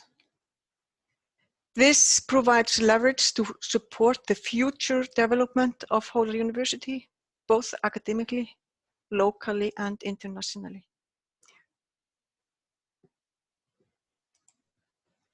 So what does the future hold? The pandemic, which has created a new platform for us, provides us with opportunities to rethink. We are at a point where we have the option of innovating and rethinking how we teach, how we present scientific findings, and how we support students. The way we reach out to colleagues in collaboration, both locally, nationally, and internationally, in terms of sharing ideas and how we foster them. Who we are and what we stand for as universities and at large, not only us, but like as a whole. And we can rethink how we contribute to global challenges of current times. We, each and every one of us, are united globally in front of our computers. And it is a question about how we are going to make use of that for the entire global good, and how we are going to shrink the world through this process and make better use of resources. And if we just look at it from our perspective, then I am under the impression that this institute-wide review is going to provide us with processes and pathways where the sky is the limit. Thank you. Thank you very much, Erla. Any questions at this point? You can send it through the chat if you like. And there's also this possibility for a couple of minutes to, if you really urgently like to add some questions to the other presenters as well. We have a tiny gap for that. But the next thing we will do is that a panel discussion will start. I would like to ask Crichton a question. Yeah, please. I would actually like to ask Crichton, because he opened up on the discussion on the modification, the changes which are taking place in the UK. And my question would be, so how do you see that the benefit of this current situation in terms of moving education forward? I think there will be a lot of change, Erla. We have a slightly different environment in Scotland where we have further and higher education. We have a very different college sector and university sector. A lot of the discussion now is about the cost of education and actually the format of qualifications and training. There are a lot of discussions about micro-credentials opening up in the UK. So short courses that are designed to move people into work or from one career to another career very quickly, with really the minimum level of training for upskilling or career conversion.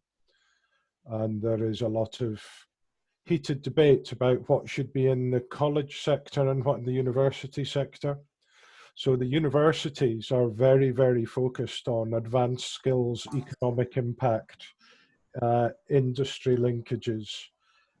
I think the mechanism of delivery will change. So online or blended delivery is a better term for certain types of training and qualification, or to minimize on-campus time, is going to develop. I think our thinking about, and others, about transnational education is more likely to move into new models of delivery rather than the traditional campus, overseas campus-based models or flying faculty models. I think there will be a big shift, but I think in Scotland, the biggest shift is the imperative on institutions to demonstrate value for money and impact, and what the Funding Council is saying is that everything will be much more evidence-based. You know, there will be less money for aspirational investment. It will have to be linked to defined industry need, demonstrable benefit in terms of workforce, and demonstrable benefit in terms of the economy. Sorry, I'm not sure that that's really answering your question, but I think the ways that we think about curriculum strategy, the way that we think about curriculum delivery and getting that to where it is needed, are going to be ramped up. So basically innovation is going to be like on the backside, and there's practicality over innovation. Do you mean that will take a back seat? Yeah. No, and again, the universities, if you go beyond the taught activity and into the innovation and industry partnerships, that's very, very important as well. And what will also strengthen on a regional basis are the relationships between industry, public sector, education providers, and in the UK, enterprise agencies that control a lot of the specific funding for innovation and industry support. That will get much tighter. Thank you. We have a question for the presenters from Lars Gunnar. He says, the phrase student learning experience sounds very market-oriented. Students should not be our clients, should they? Do you want to reflect on this? Any of the presenters? I think that is a question, first of all, for the students. That can be a very contentious issue in the UK anyway, whether they are clients or partners. Mm-hmm. I would look at them as partners, because you are mentoring. It's like you're fostering some new thoughts, and you're fostering some new. You're trying to support students to be the best version of themselves. So that you cannot buy that. You have to do that yourself. Okay. Yeah. Thank you. We will. The next thing on the agenda is the panel discussion, and the discussion will.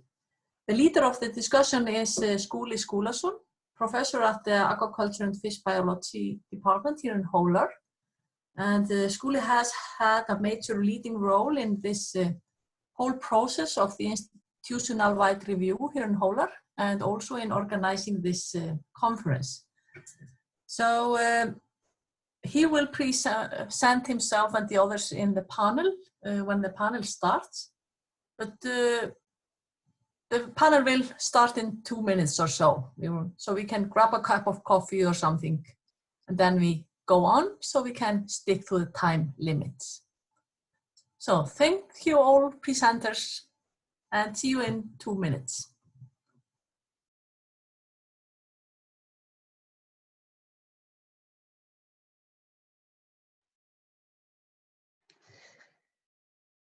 What do you say, Inga? Should we move on? Yeah, I think so. Please go, Skúli. Well, thank you very much, and it's a pleasure to continue this discussion, and really want to thank everybody that has contributed so far and made, I think, what we are aiming for in this panel discussion to be a kind of an opening for the wider perspectives. They have been brought up here in all the presentations, and especially now in the last discussion about maybe the wider context of quality work in universities worldwide. We have lots of points there already. But I would also like to use the opportunity in the beginning, before I introduce the panel, to draw attention to the wide range of audience here. And it's particularly wonderful to see this. And it does certainly indicate that there is a real and necessary interest in quality matters of universities in the world today. And maybe for a good reason of how things are going there. But so that's wonderful. And just to say that also immediately is that we feel that this quality work has involved an enormous amount of effort. This has been said many times. And it is an investment by the Ministry of Education, Science and Culture in Iceland, by the Quality Board, by the whole university system, and by whole society. So I think we all need to feel also the responsibility to really make the future bright and lovely for all this work. And I think we can be proud of that.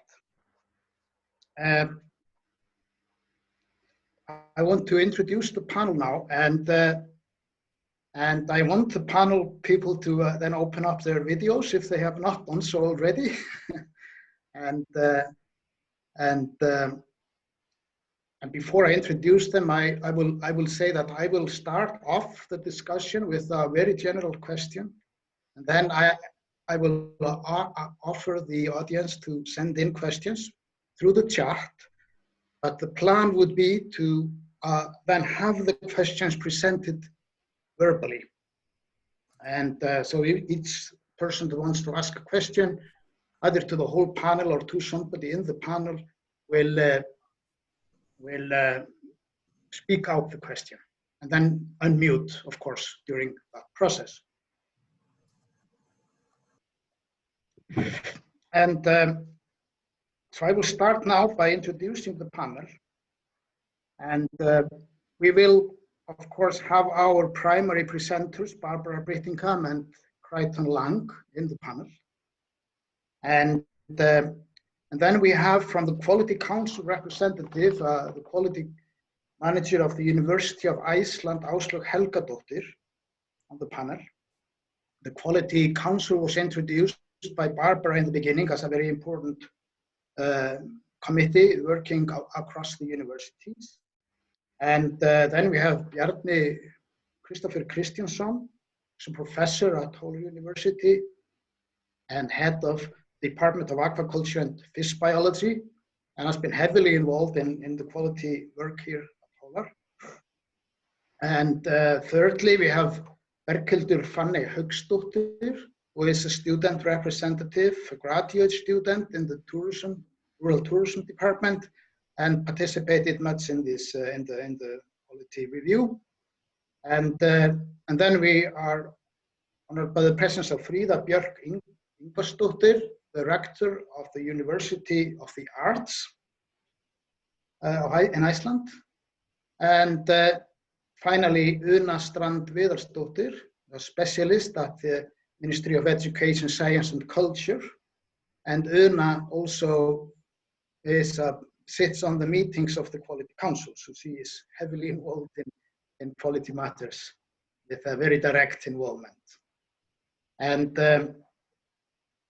I will start with my question now, and just to get the discussion going, and basically following my introduction about the investment in all of this and the responsibility and the general, let's say, purpose and needs of universities in the world, I want to simply give you an opportunity, each of the panelists, and then you can reflect, of course, on what you said earlier, some of you, is to ask you to reflect on the importance of quality matters for universities in general, and particularly with regard to their inner organization and work, their outer purpose for society, especially in these times we have now. And to give you an opportunity also to focus your answer, you can reflect on this with regard to the experience of the QEF, the Quality Enhancement Framework we have had in Iceland, and the experience. So this is a way to open the conversation, and I think it's appropriate to start with our representative from the ministry, Una Strand. Please go ahead. I will. That was such a broad question, you know, where to start.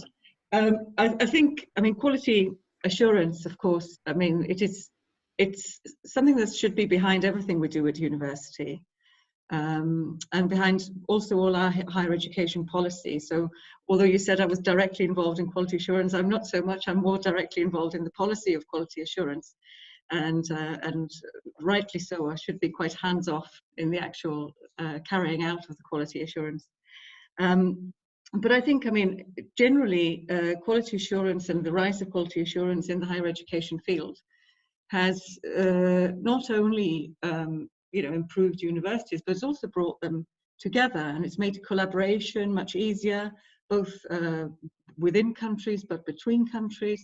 It's made collaboration with industry, with other sectors much better, because people feel they can trust higher education, and they feel that they can trust higher education as a whole. So rather than just having a trust in a single institution or a single department, they can feel that the entire system has been assessed and is keeping up or trying to meet the same standards all the way, not just across Iceland, but also across Europe. And the standards may differ between countries, and of course in other continents they might differ as well. But while we feel that we're all working towards the same goals, so for example the European standards and guidelines, then I think we all have a much greater trust in one another, and a trust in our degrees, a trust in our students, and a trust in the education that we offer. And I think that is very important now, because at the moment we have a situation where really we're not meeting each other as much. We're not seeing our students as much, and we have to try to maintain that trust, and we need to also try to maintain the quality of our education. And if we have proper formal proceedings in place, then even in times such as these, we should be able to adapt them so that we keep that trust within the institution, between the institutions, and between countries and outside of the higher education sector. And I think only really with proper procedures can we do that, because these are very, very challenging times, I can tell you, both here in the ministry and in the institutions themselves. So I think that's enough for now. Thank you very much, Una. And we'll move on, and I will ask Frida now to continue with her reaction to this type of question. Thank you, Skúli. Well, I think I very much agree with many of the people that spoke before about the quality enhancement work being first and foremost a tool for improvement.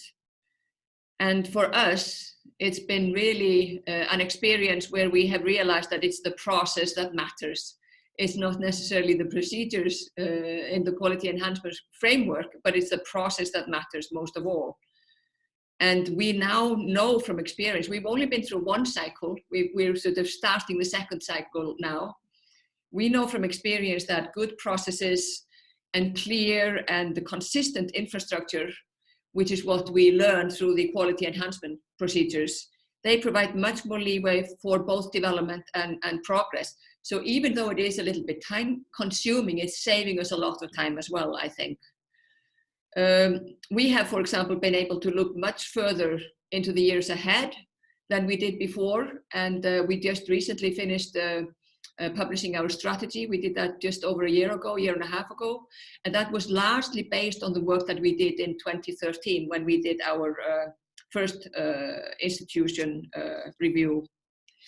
And I must say also, I would like to sort of emphasize the fact that this has been a very valuable opportunity for us on a yearly basis to have this conversation both within the institution, across programs, across departments, across universities as well. It's been very valuable both for students and staff. So we're happy with it. But if I just sort of talk about it in a wider context outside our university, I think what it has done for Iceland, because like someone pointed out, I think it was maybe Crichton, this is a relatively young system here. What we have found very interesting is that it provided all of us, the institutions in Iceland, the universities in Iceland, with a common focus, not only across departments within institutions, but also amongst the institutions themselves. And I think this common focus was very important for us, and it facilitated all kinds of conversations that we maybe would not have had otherwise. So it also developed a common language. So maybe we began to understand each other much better, because there is quite a lot of jargon involved, which we've all had to learn, but it's a common jargon. So we have a common criteria to work with in the university sector in Iceland now, which I think is tremendously important for all of us. So we keep on learning from each other, and it enhances the working methods and the working procedures between institutions as well. And maybe if I just look a little bit ahead, because you asked about these interesting times that we're facing at the moment, I would be very interested in seeing, because this second cycle is maybe a little more focused on research management than the first cycle was, and that was agreed upon by the university sector. We were all very happy with that.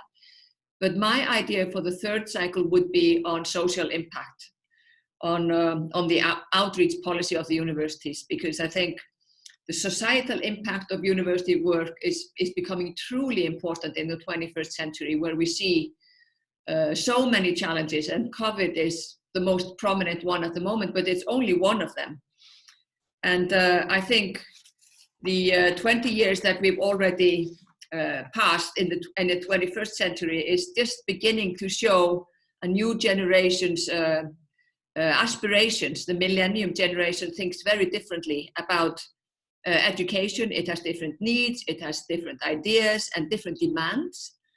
So there is an ideological shift, whereas education is concerned. And I think we need to be aware of that, what kind of students we take in, of course, but also what kind of students we sort of hand back into society. They need all kinds of, they need to meet all kinds of different challenges than their generations before.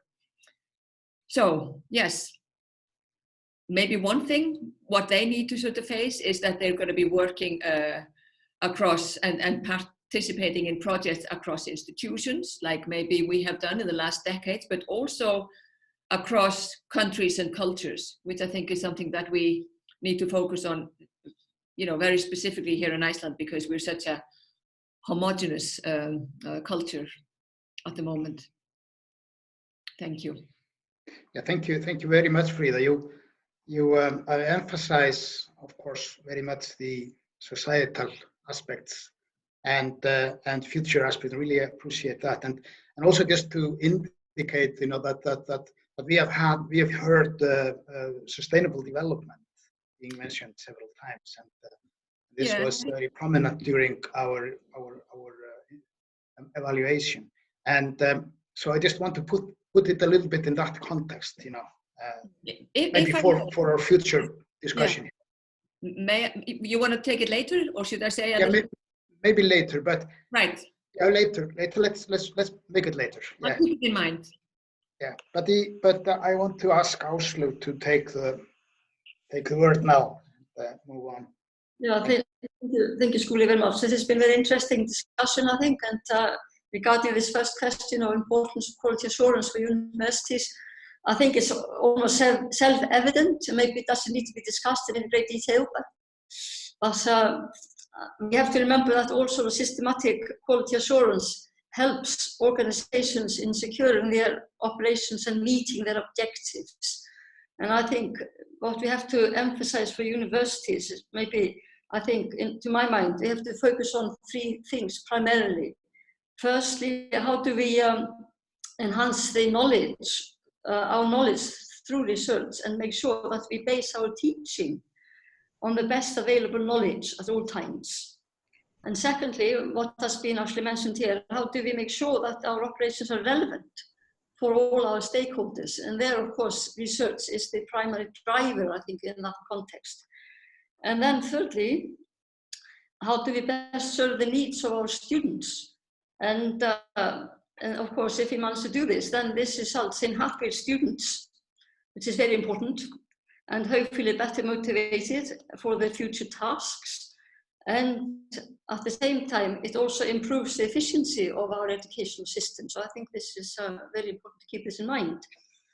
And then as far as the importance of the QEF is concerned, then I think there are just a few things that I would like to mention. And maybe I'm looking at this for more from a practical side, being the manager of quality assurance at the University of Iceland, so I'm involved in this on a daily basis. So I have to deal with this, all these practicalities. And the quality board, they defined 6 founding principles and values for the QEF in the beginning. And we could, of course, contemplate how successful have we been in meeting these principles. And where are our strong points and what could be improved? And I think this is something that is very relevant for the third phase of the QEF, something that we need to think about. And I only want to bring out 3 points here. I'll try and be quick. And I think I agree. I think we have come a long way in appreciating the importance of our ownership of quality and standards. The whole terminology in this regard was very new to us in the beginning, and I could almost say alien in the early days. And Frida mentioned that we have maybe developed a common jargon language in this respect, but we certainly had problems in the beginning. I think that's quite true. But I still believe that we have a long way to go. Crichton mentioned that they in Scotland are in the 4th phase of this. We are still in our 2nd. So I think we have still a lot to learn. And especially to infiltrate this thinking in the everyday life of our academics and support staff. I think we that are involved in this in every day, then, I mean, we don't have, well, we have some problems, but I think other people have a lot of problems. And so I think it's very important for the next phase to find ways to make this ethos of continuous monitoring and enhancement of all our operations a formal part, I emphasize a formal part of our quality assurance system, rather than looking at this more as an ad hoc business every 7th year. I think this is something that we really should think about very carefully. And then another point I want to emphasize, and has been brought up a few times, is the involvement of students. And of course, they have a formal role to play in both in the board itself and in the Quality Council, as Barbara told us. But I still believe that their role as a true partner in our quality assurance operations within the universities needs to be strengthened. And we have talked about implementing some kind of a student partnership policy in this regard. So this is something that we should really start thinking about seriously. And then maybe the third point is that we mentioned the sort of Icelandic and international context. Of course, the Icelandic context is very important. and that the Quality Board respects the different roles and characteristics of our 7 universities. They certainly are very different. We've been hearing the results from the smallest university. I'm representing the largest university, and there are lots of differences in how we should approach this. And but I think also it's very important that our quality assurance work in Iceland is guided by international perspectives, just like Una said. And here we have the European Standards and Guidelines, and we have to make sure that our internal quality mechanisms must be consistent with these guidelines. And I think that here we can do much better, and we can take better notice of this in all our quality documents. And I think in this context, the institutional-wide reviews have a role to play.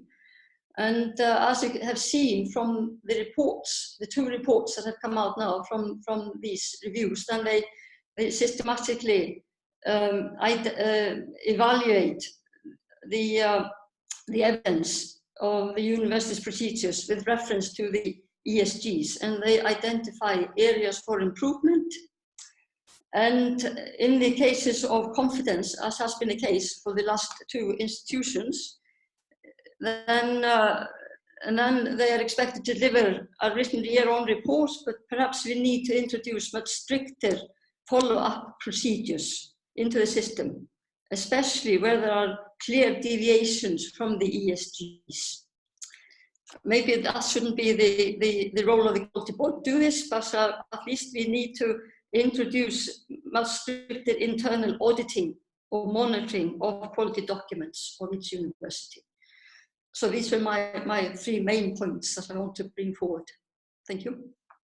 Yep, well, thank you very much for this, Áslaug, and just want to draw attention also to the kind of atmosphere of collegiality which is being emphasized by all of the presenters so far in the panel. How important these tools that we have, these quality tools, to make us talk together and work together and relate outside and inside. But I want to give Berghildur Fanney the opportunity to respond now. And then Bjarni, you will be next. Hi there. It's very nice to be here. I'm here as a student of the Hólar University, studying my master's degree now after have finished my BA degree in Hólar University also. We are talking about quality of university. I feel a little bit like we are talking about my whole life and my decisions in life. I decided a few years back to invest in education. It's like you invest in house, you invest in car. You don't want to invest in something that is ruined. You invest, you're paying the loan and everything until you die. So the education you are investing in has to be good. That is just what we as a students expect and want. And that means also that every university you decide to go to, they have to have top quality teaching, top quality marketing, because I want to be proud of where I got my education. I want that people respect the education I got and where I got it. I want the teachers to be quality teachers that know what they are teaching me, because I took many years of my life to learn from them. But they, for example, like Áslaug was teaching, do all teachers guarantee that they have the best resources to tell me, I'm spending time on it, I'm spending money on it? This needs to be quite sure that we are not just playing with lives. I was thinking about this. Am I a client? No, I don't think so. I'm a person. who takes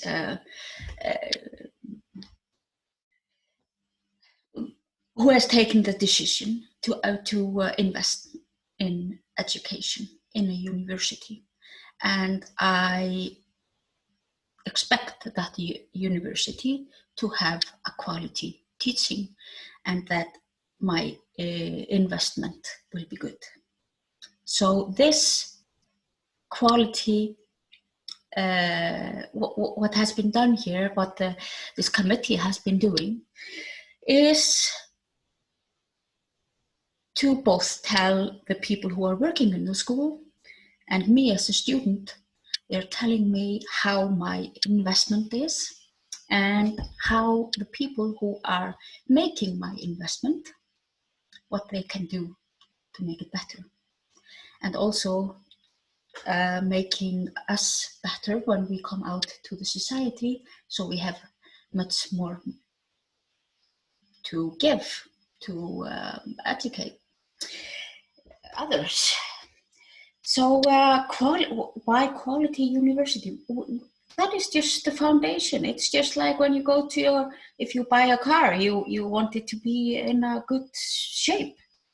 So you need something like this to guarantee that your education and the institution that is actually giving you the education, that it is doing it right. And I think I'm very pleased with what I have heard about my university. Of course, we need to do, it's a little university that we need more marketing, we need more researches. But as I think it was Sigfús, could it be, but it was showing how researches between the rural areas on Iceland, how they are, I think Hólar University, for example, is one of the schools that is trying to distribute the education around the country, which not all of the universities actually are doing. I hope I have tried to show how important it is for me as a student that I am getting a quality education. That is very, very important. I'm paying for it the rest of my life. So that's why it's important. I don't know what more actually to say about that. Well, thank you very much. Thank you very much, Fanny.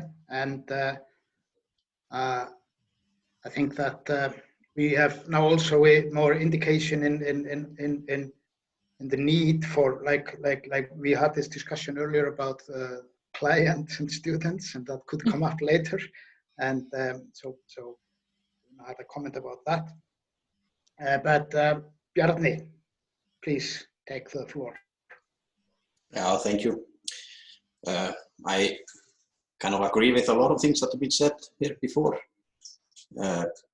about the importance of quality matters.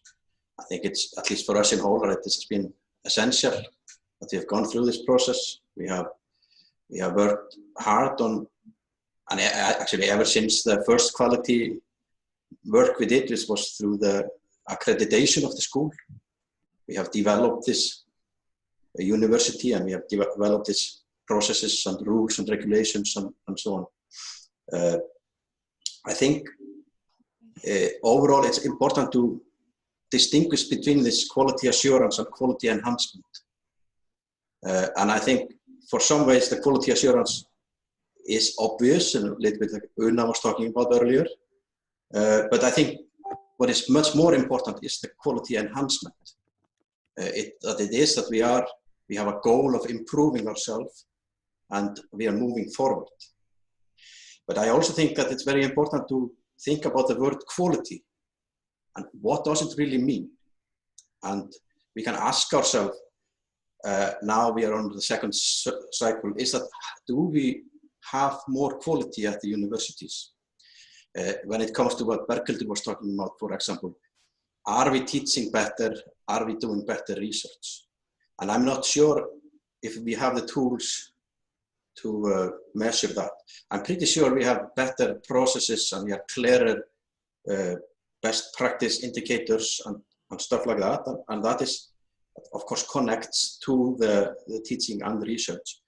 But whether it directly relates to better teaching and research, I don't know. And I think that's something that we need to look at in the next steps.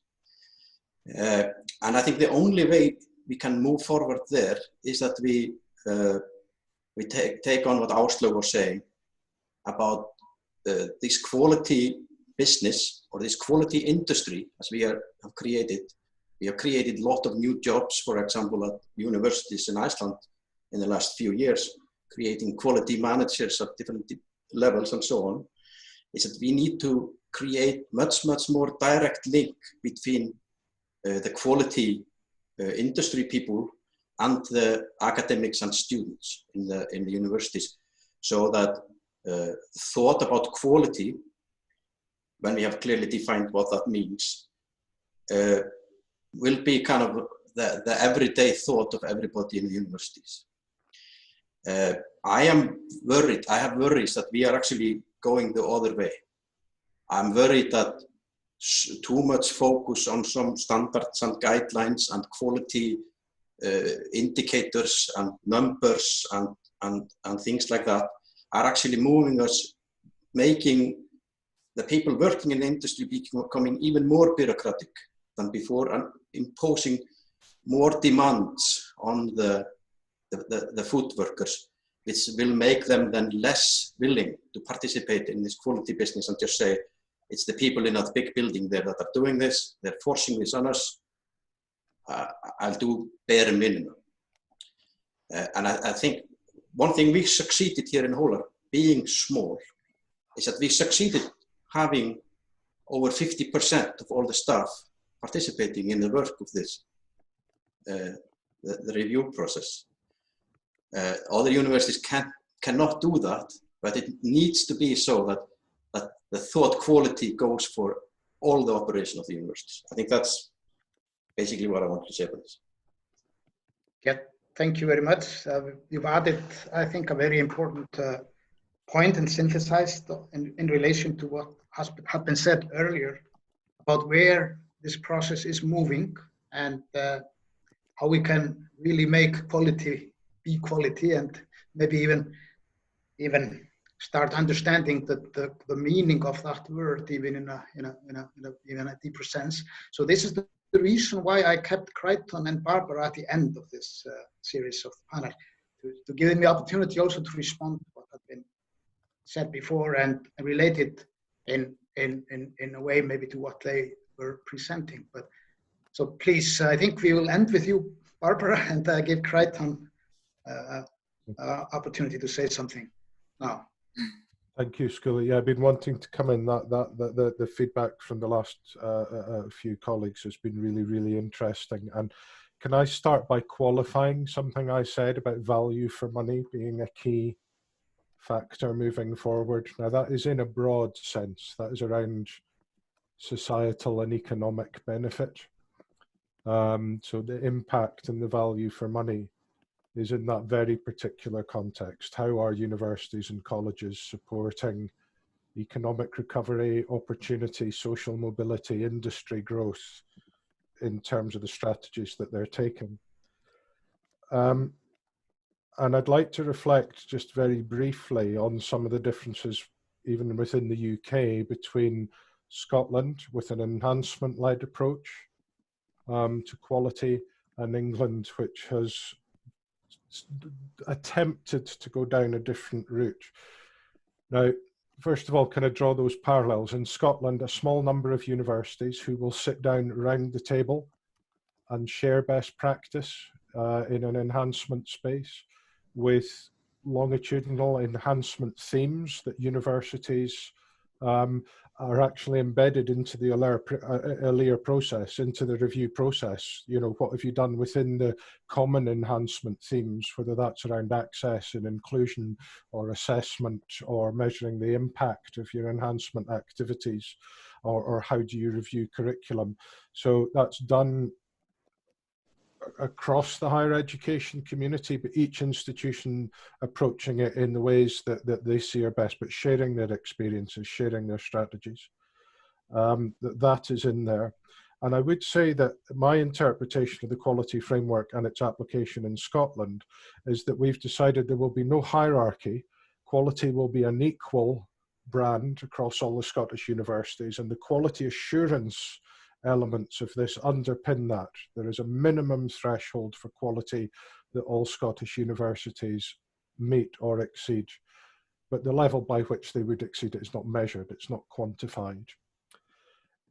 Enhancement, as well as those common themes, is a very, very empowering thing then. So within that framework, enhancement allows diversification, it allows innovation, and it allows development in different ways, in different institutions, in different disciplines to be safely explored.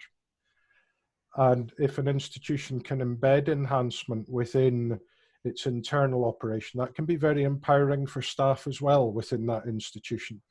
So there is not just an imperative on them to enhance their practice and their curriculum, but there is a level of freedom for them to do that safely within the quality frameworks of the institution and the sector.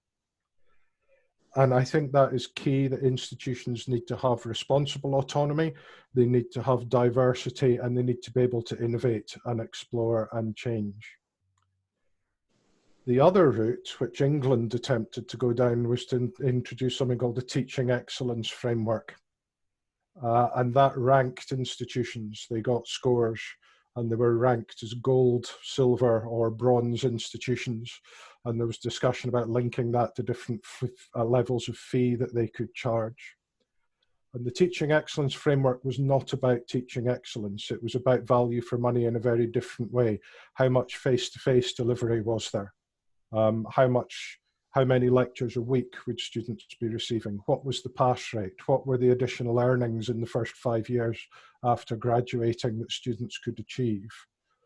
It was very customer orientated, value for money to the student who was investing in the education. But it wasn't really about quality. It was about value for money in a different way.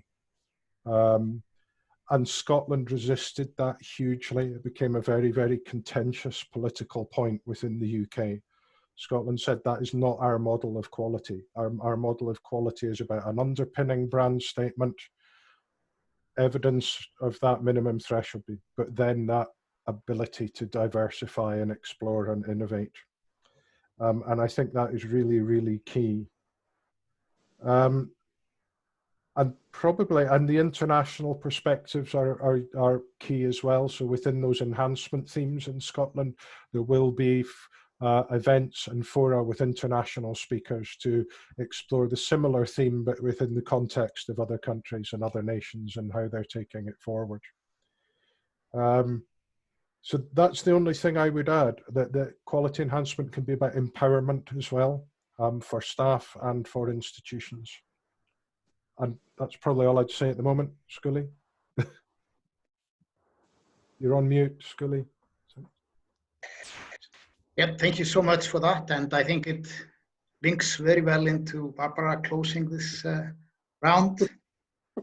And, Thank you. This has been fascinating, all the different perspectives. And one of the things that I'm reminded of that I have learned a lot from my involvement with Iceland in particular is the involvement of students. We, in the US, we have no equivalent of LEAS, so we don't have a way to organize student voices across institutions and have representation in the same way. And we are, while students are typically involved in the equivalent of the reflective analysis on campus, they're not otherwise involved in accreditation so much in quality assurance. So it's been really interesting to watch that and learn about it. And certainly the student voices here today have helped me, and I think they've added a lot to this session. The importance of quality, the commission that I worked for in the US accredited about 220 institutions, and they ranged from some that are known around the world, Harvard and Yale and MIT, to some that probably, I'm guessing, nobody here has heard of. And the one I like to talk about is the Conway School of Landscape Design, which has 18 students, and they offer a one-year master's program. So every year they have an entirely new student body. So when we write our standards that form the basis of the review, it has to work for Harvard, it has to work for a seminary, it has to work for the Conway School of Landscape Design, and we're a membership organization. So the standards are the standards of the membership. And that keeps them from being too prescriptive, I think, because they have to work for everybody. A question that I have been asked often is, we'll pick on Harvard, does Harvard take this process seriously that they go through? And my answer is absolutely. I remember a few years ago after they went through the process, and the vice president for policy invited me and a colleague out and spent an hour and a half with us and the dean of the college and the government relations person and the institutional research person, debriefing the whole thing, because they had worked very hard at it. They got a lot of value out of it, and they wanted to reflect together with us. So I think one of the things that I've learned is that one of the reasons that the best universities are as good as they are is they take advantage of every opportunity to get better. And so for us in New England and for us on the quality board, part of what that says is that we need to ensure that the process is that strong opportunity to get better. Finally, I want to talk for a minute about recognition. We're not appointed by the government in New England, but we are connected to the government through a process called recognition. And in the US, students pay often a lot to go to college, unfortunately, too much, I think, often.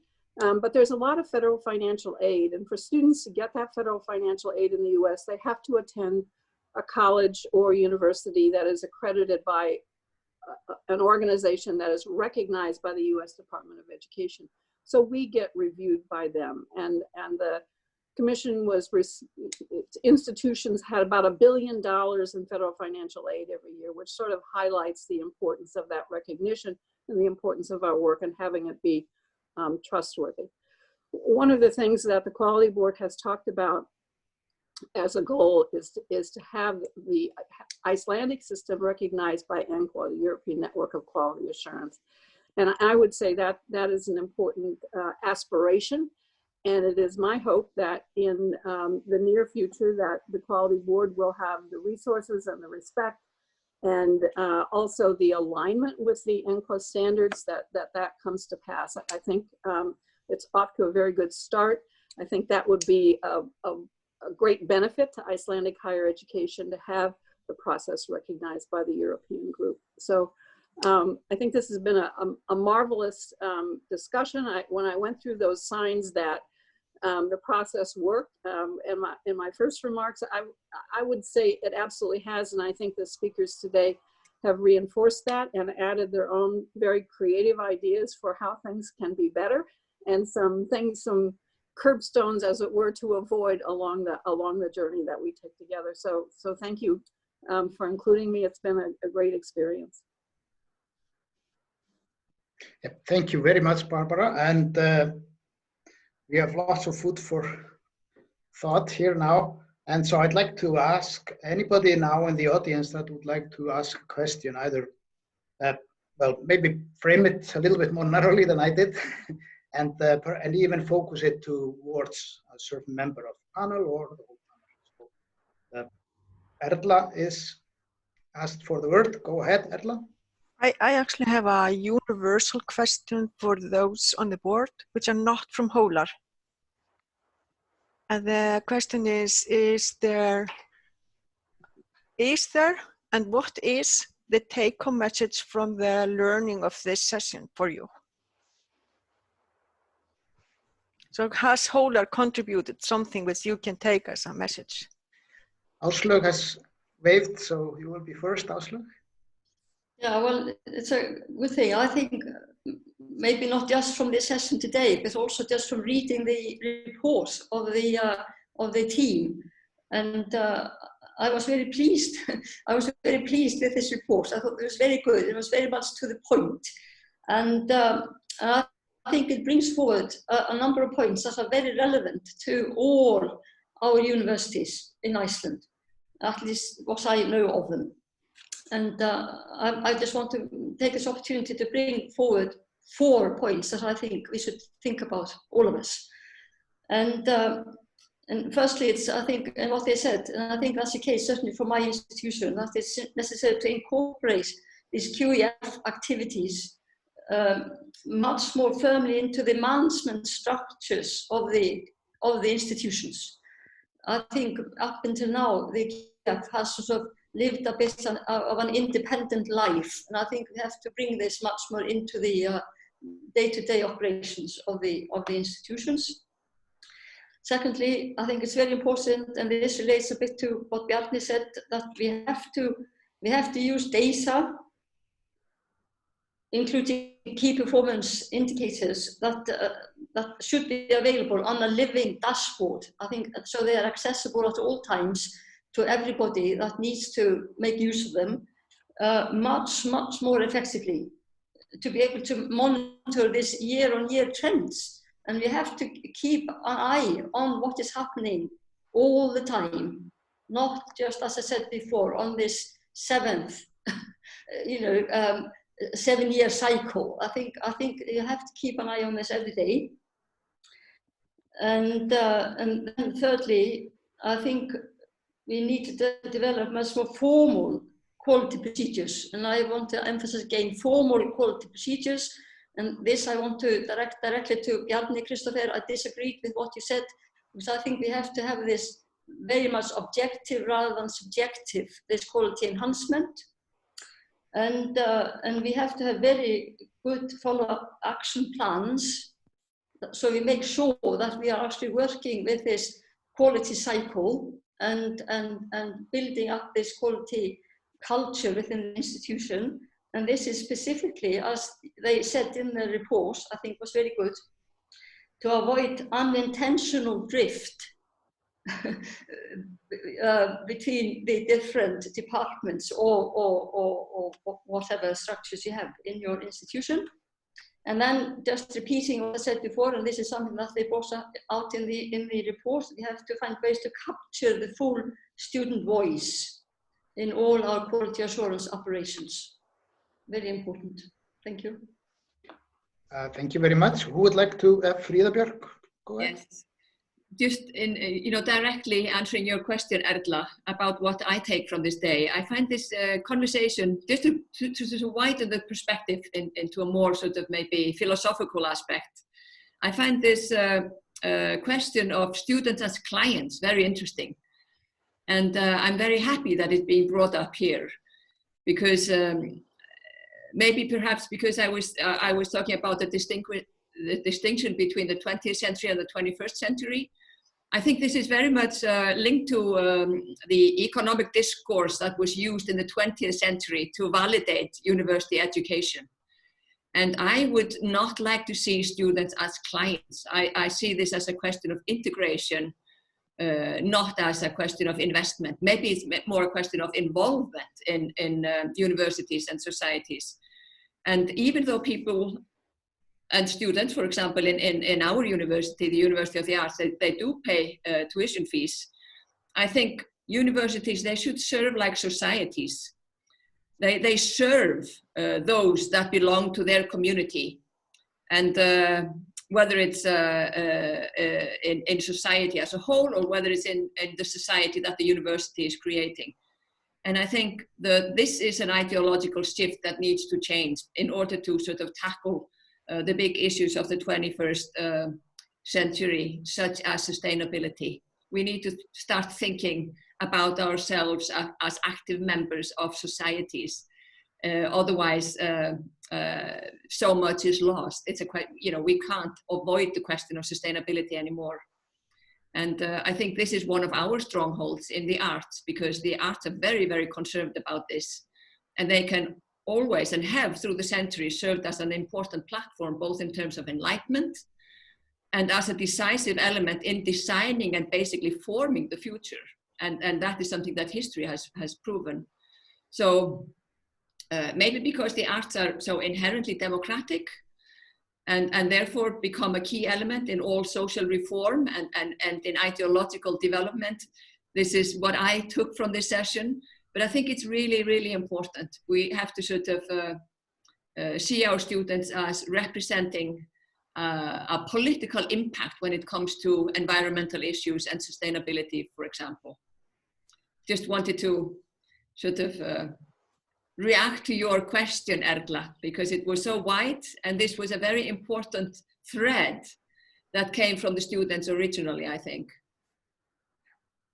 Okay, Frida Björk, thank you very much. I wanted to just use the opportunity to underline your emphasis about sustainability there, because it was something, because I think it needs to be said here that the review team, Crichton's review team, very specifically asked us about the United Nations sustainability goals and how the university was actually connecting with them. I thought that was, and I think that was a part of this future vision that you're talking about. And another more narrower view in relation to sustainability was simply the very, very strong focus on student well-being. Yes. Well-being in the broadest sense, that they actually were living a happy life. and the well-being of society in general. And I mean, we, for example, we are using the United Nations goals in a strategic way. Some departments have taken on some of the goals, others have picked different goals and so forth. So we're working along the lines of the United Nations goals in the university as a whole. And it's being integrated in both the syllabus, in the curricula, and in the general discourse in the school as a whole. We, of course, make mistakes all the time, but we also learn from them. So this is a tremendously important factor, and it's also something that the students are so interested in. It's a part of their nature. It's part of the sort of necessity of their lives and their futures. And it's very urgent for them that we take action in this regard. And we're trying very hard to do it, and that will be part of our QEF cycle to sort of tackle these issues as well. Thank you. And Una, please go ahead. Yes, I had originally put my hand up to talk about something slightly different, which I might do in the end, but I'm really quite taken by this discussion of the students as clients, because I remember when I started probably my longest standing academic job, which was at the University of Durham. I sat one of these sessions on how to introduce yourself to the university, and this guy came up and he said, we like to think of our students as clients, and we like to think of our colleges as hotels, and then we like to run the finances of the universities like this. And I thought to myself, this is not a university I want to be part of. This sounds absolutely horrible. And I'm really sort of fundamentally in my heart against the idea of universities as businesses and students as clients. I think this is really not the way we want to go. And the focus on what you get for the money you pay for your fees is also one that, or the time that you invest, etc., is also one that I think you don't measure just in financial terms or in the quality of each particular lecture, but in the actual experience of being at university. And I think that's one of the things that we are actually sadly losing now in these COVID times is the experience, the student experience of being in university. That is one of the the cores of academic life that we are losing.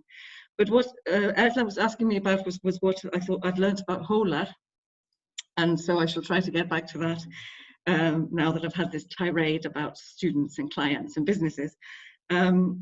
I think that one of the things we've learned is that the same thing can actually be both a weakness and a strength within an institution, and that is that the size of Hólar, which you might think really to be almost too small to be sustainable, although I hear that Barbara has even smaller institutions that she deals with, you find that actually is a very positive thing for the university, that it's been able to focus its research on particular fields. It's been able to really interact very well with its researchers, with its students, etc. And I think that it means that the university, and both the system works for small and big universities, but also it means that the university is larger than its size. I think that's one of the things. But I think then we also see in the review that the informality of a small institution can become its problem, and it can become a weakness. And so we need to really be very, very much aware of the fact that what we can consider a strength can also be a weakness, and that perhaps, despite what Bjarni said, and I sympathise with the increased bureaucracy, I really do, but I still think that we need to sometimes have formal procedures also within, or maybe particularly within, small universities and small institutions, so that we are not falling into the, what should I say, the nepotistic problems that one might have in very small institutions. So I think you know, I've learned some really good things, and I'm very, very happy to have been part of this. And I'm still really concerned about the idea of students as clients. Thank you very much, Una, for that. And on the note of students as clients, we have a comment from Margaret Jónsdóttir, the rector of Bifröst University. Would you like to follow it up, Margaret? You need to unmute. No, I think Una just repeated exactly what I feel about this. It is how some people use the term, like the police in Iceland. She looks at us all as their clients, you know? And then we are referring to this, the quality of the service we are delivering. And just to be conscious of that, but it is terrible to look at universities as factories, producing students or people with degrees, or also as paying clients. We need to be very much aware of that understanding of the term. That's all. I don't want to take your time, but thank you very much for this so informative session. Thank you. Thank you very much. And Erla, did you want a response from Crichton and Barbara to your question? Yeah, kind of. I'm happy. I was curious about it. Yes, if they are. Sorry, I was just, when you said non-Hólar, I was just wondering how I should classify them. Yeah, I think of them still as outsiders, but maybe not for much longer, though. I can say a little bit. There was just one or two things that I think there are words that we've mentioned directly or indirectly, and I said that it was a very open and positive engagement that you had with us. And I think for an institution to do that requires a degree of confidence, but not arrogance, if I can put it that way. So you engaged with us in a very genuine way. And I hope that the process has helped to build the confidence of the institution in terms of change and the journey that it wants to go on. The other element of enhancement-led review, and Barbara sort of touched on it, saying, is it safe to leave an institution alone between the main reviews, is self-awareness. And I think that is a really, really important factor of this form review. Is the institution self-aware? Is it aware of the issues and the problems? And in an ideal institution-wide review, you would not find anything in your report and report anything that the institution wasn't already aware of and wasn't already addressing. And I almost had a question back to you, Erla. Did the report tell you this time round anything that you weren't already aware of in terms of actions that you ought to be thinking about?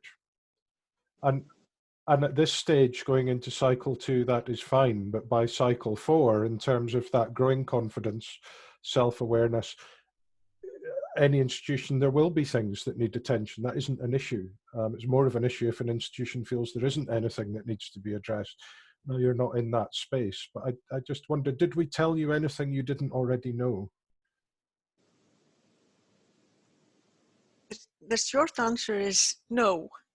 So you reinforced what we already knew, but I think, which was part of what I was trying to get across in my presentation, is that I think what we learned is that, or became more visual to us, was that what we have accomplished. So we were not, if you're not always thinking about your accomplishment and talking about them and like reiterating on what you have accomplished, which is kind of what we need to get more formal, then it becomes a surprise to us. So So in circle 3, this is going to be fun. There's an odd two sides to the coin. So you embed all the quality enhancement on the day-to-day, but the reflective analysis and the institutional-wide review gives you an opportunity to step back from the day-to-day and look at yourselves from a distance. And that's when you see the distance traveled. Yeah.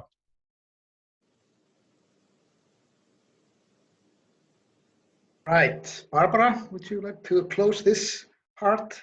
Yeah, well, first of all, I agree with everything that Crichton said. And I think the question is really interesting, and it makes me wish that my annual meeting with you all came in about a month from now. I congratulate you for having this conference with this very open discussion of these really interesting issues. You know, differences are always interesting, but similarities are sometimes more interesting, and the discussion about student as client rings something of a bell here.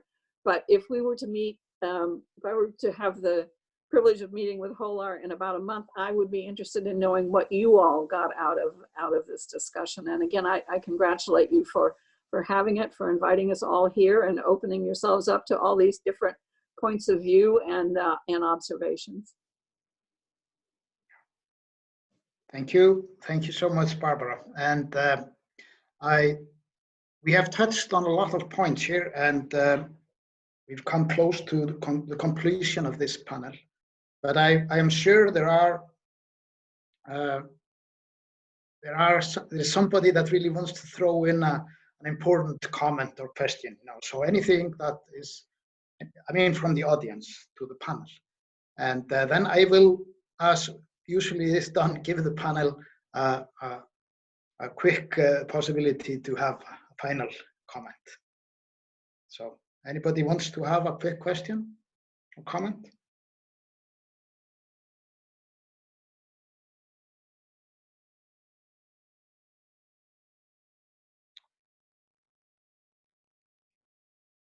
Well, I'm actually not surprised that we are maybe not getting more questions, because there have been so many things mentioned, and I think we are full of thoughts after this, and at least for the things that I had written down and for bringing up in this panel, it has more or less all been covered, and therefore I think that we would I would go the opposite direction now, and I will give Crichton and Barbara the opportunity to speak last again. But if you start now, Fanny.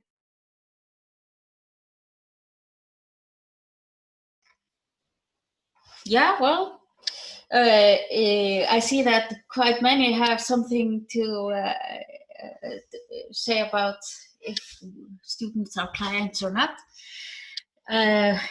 Well, I don't know if I'm a client or not. I just know that if people say it's not an investment, well, that is their opinion. It is an investment.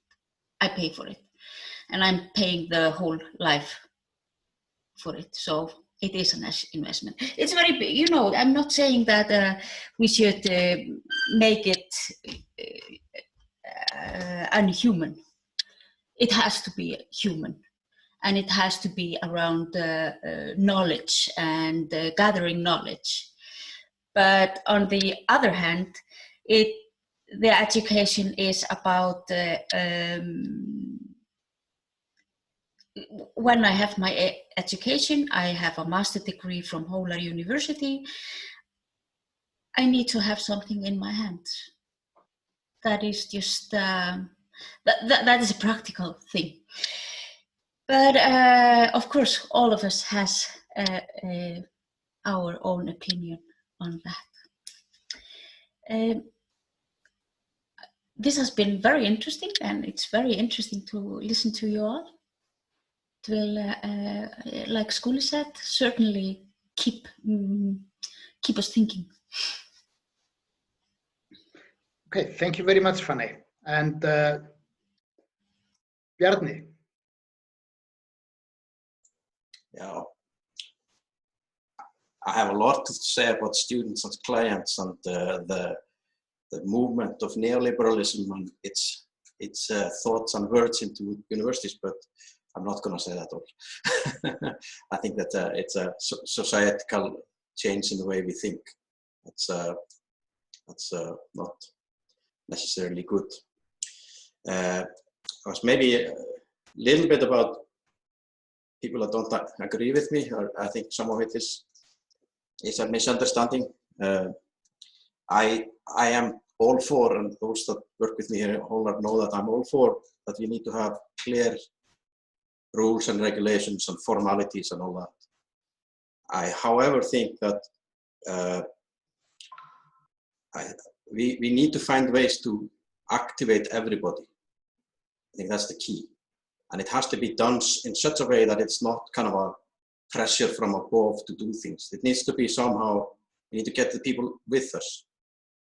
And that's the trick, and that's the challenge, which we need to face if we wanna move forward with this. But then I just want to thank everybody, and it's been an interesting discussion and fun. And thank you. Yeah, thank you very much, Bjarni, and Áslaug. Yeah, thank you. Of course, I know that Bjarni and myself, we agree on most things, certainly on the role of this neoliberalism in education. And of course, I appreciate that he realizes that we need the formalities, because it's our challenge, Bjarni, to give the academics the tools they need to be able to secure the quality of their programs, because that's their duty. I think that's really our role. And but otherwise, I don't think I'll say anything more, but just thank you very much for this meeting. And of course, I should have said in the beginning, I want to congratulate Hólar on this achievement. And I think this report reflects, as they actually say, tremendous change in the management of all their operations. And I think they have moved a long way forward, I think, from the last round of this last institutional-wide review. So congratulations, Hólar. Thank you. Thank you very much, and thank you very much, Áslaug, for this. And Fríða Björk, please. Well, yes, thank you. Just to sort of make it clear and to prevent misunderstanding, my point about the student as a client had more to do with a point of view than the actual cost of education for the individual. I'm still paying for my education, just as Berghildur Fanney will do for the rest of her life. But that was not what I was talking about. But I would like to thank you for the whole session. It has been wonderful. It was very informative. I think the conversation was very candid, very open, and there was a lot of practical things that we will certainly learn from that came forth today. And I would also like to take up what Áslaug was saying. I thought her remarks were incredibly good. They were very concise, very much to the point. And also to thank you for allowing me to be part of this today, part of this conversation, and to congratulate you. This was really fantastic, and it was a great pleasure to read through your report last night. Thank you. Thank you so much, Fríða. Thank you so much for being with us. And Una, please. Thank you. I think the first thing I want to say is that on Tuesday, I will have been in the ministry for 7 years. And one of the very first things I did when I arrived in the ministry was to go to this same meeting for Hólar University for the last report. And so I want to start by saying, really congratulating you on how far you've come since that particular meeting. Because I remember Norman got very fed up with me. I was very critical and difficult. And I think I also have become a bit softer in the 7 years, but we will see. But congratulations on how well you've done and really how you've managed to embed quality assurance within the institution. And I think my last word on the students as clients issue is that I too am still paying for my education, but I'm also benefiting every single day from that particular investment. Thank you. Thank you so much, Una. And thank you for everything you said today. I want to ask Barbara to be next.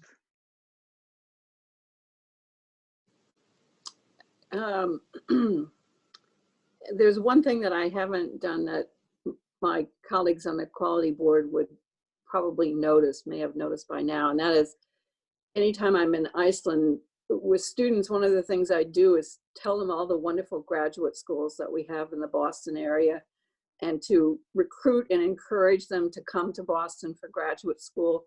I will say, when after this session is over, you'll think, what a wonderful idea. How do I get a hold of that woman? Schooling knows how to find me. And you would be very welcome here. And finally, I just want to say, when we talk about students paying for their education, certainly they do that a lot here. But you pay not only with money, you pay with your time and your effort and with your hopes and with your aspirations. And I think those are the very most important of all. And I think that's why this quality assurance process is so important, to make sure that that works, that you benefit in proportion to that. Thank you. Thank you so much, Barbara. And Creighton. Need to unmute. Just firstly, to absolutely agree with Barbara's last comment there. That was an extremely good way to articulate that. There's been a lot of thanks, I think, during the meeting, and they've all been very justified. Again, I would thank the institution for the way that it engaged with the whole process. I've done a lot of reviews in the UK and elsewhere, and this is one of the most satisfying ones that I've done because of the way in which you engaged with the process. But also I want to say because of the team. It was an extremely good team who, behind the scenes, worked very, very well together. And brought different viewpoints into the process, but all worked very, very hard.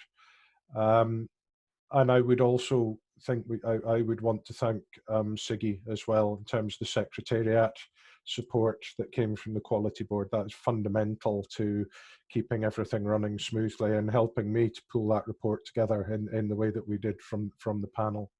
And I think Siggy would deserve our thanks as well.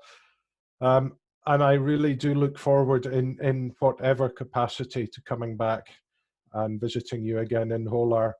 And I shouldn't confess, but it is almost unavoidable that in an entirely appropriate way, in terms of being a review panel member, Erla and I did have some rector-to-rector discussions and exchanges of perspectives during the process. Not in any way that compromised the integrity of the review, I can assure you. And I look forward, as I say, in some capacity to being able to open up discussion with you, hopefully in Hólar again in the near future. I so second that, Creighton. Sorry for interrupting, but I do. Yeah, thanks a lot for this, Creighton. And we have now come to close to the very end, and it will be my role to close this. Very few words of thanks, mostly. But I'm very impressed, and I think we can all be impressed by also the broadness of this audience. And not that I want to put anybody on the spot here, but I was just going to give, if Andre wants to say something about from the perspective of the quality board, this would be opportunity, Andre.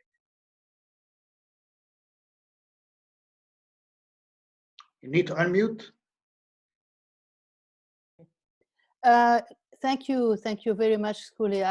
I also wanted to join the others in saying that this was extremely stimulating seminar, and I'm really very pleased that it was so beneficial for Hólar.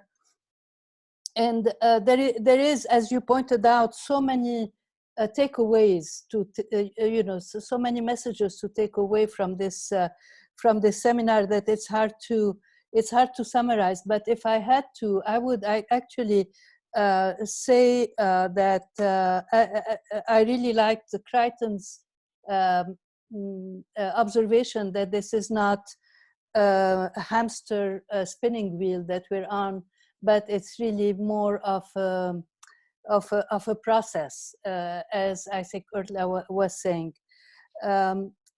Change, it is about change, and it is about enhancement, and in an ongoing way. And what I particularly was struck by the example of Hólar is how well you were able to gather the whole community around this exercise. And this is really exemplary.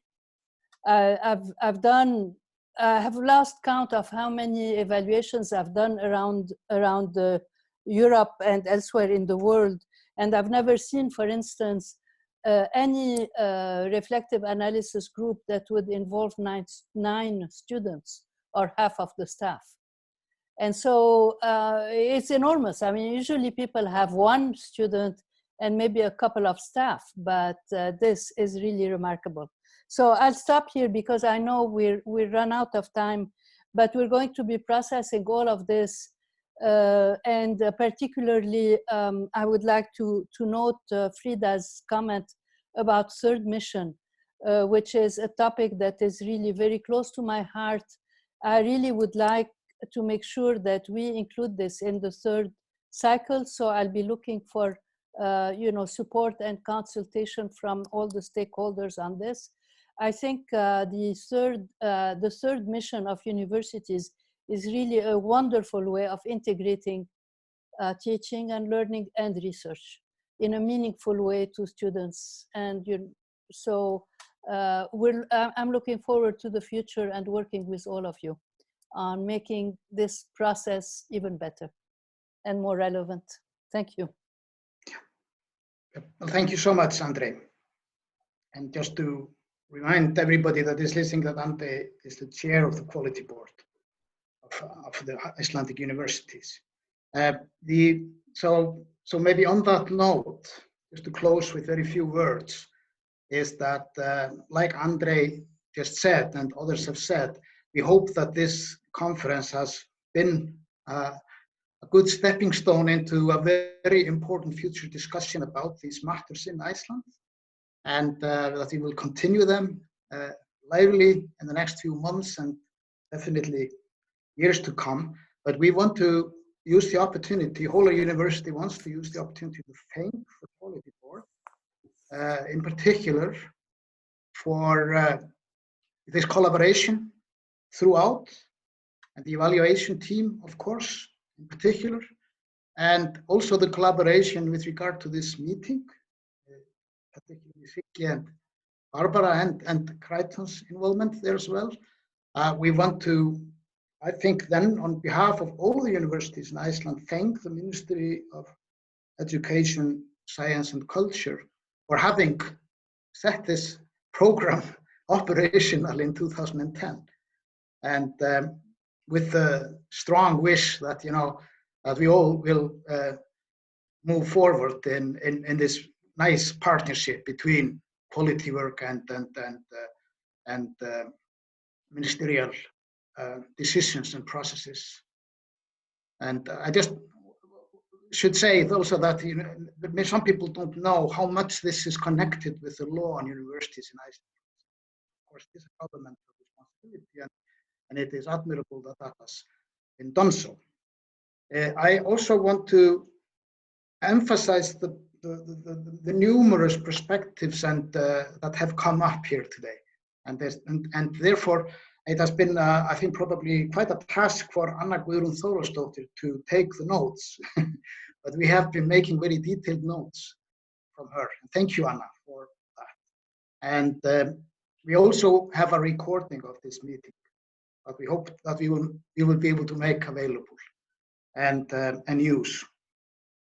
I also want to thank Ingibjörg Sigurðardóttir for being the chair of the meeting, doing a great job, and all the speakers in the first part of the session for very good presentations and to the point, and keeping the time, of course, and the panelists for their valuable contribution and involvement. And I could go on like this, but I think I would also, since Inga mentioned my role in this, that I really have enjoyed working with all of you on this, and therefore I want to also thank the people at Hólar for the collaboration and friendship in this whole process, and many of the others in this group, of course. So I don't want to become too sentimental here at the end, but it's been a wonderful journey, and it is not finished. We have now started our strategic planning here at the university on the basis of this, as Erla explained, and I think we can only hope that universities in Iceland and elsewhere will continue to, as we say in Icelandic, vanda sig. Vanda sig is a very broad word in Icelandic about quality, about diligence in our work. And because there is a real work to be done in terms of turning things to a better way in this world, as so many examples are now in front of us demonstrating. So I think that it's important to have that broad perspective at the end here. But we're all looking forward to the future, and thanks a lot for the meeting. And I declare it now closed. But just a tiny little thing at the end. Any feedback from any of you, written feedback to me or Erla or anybody, Inga, in the organizing group here, would be very welcome. And a particular thanks again to Siggi for helping out. Bye-bye.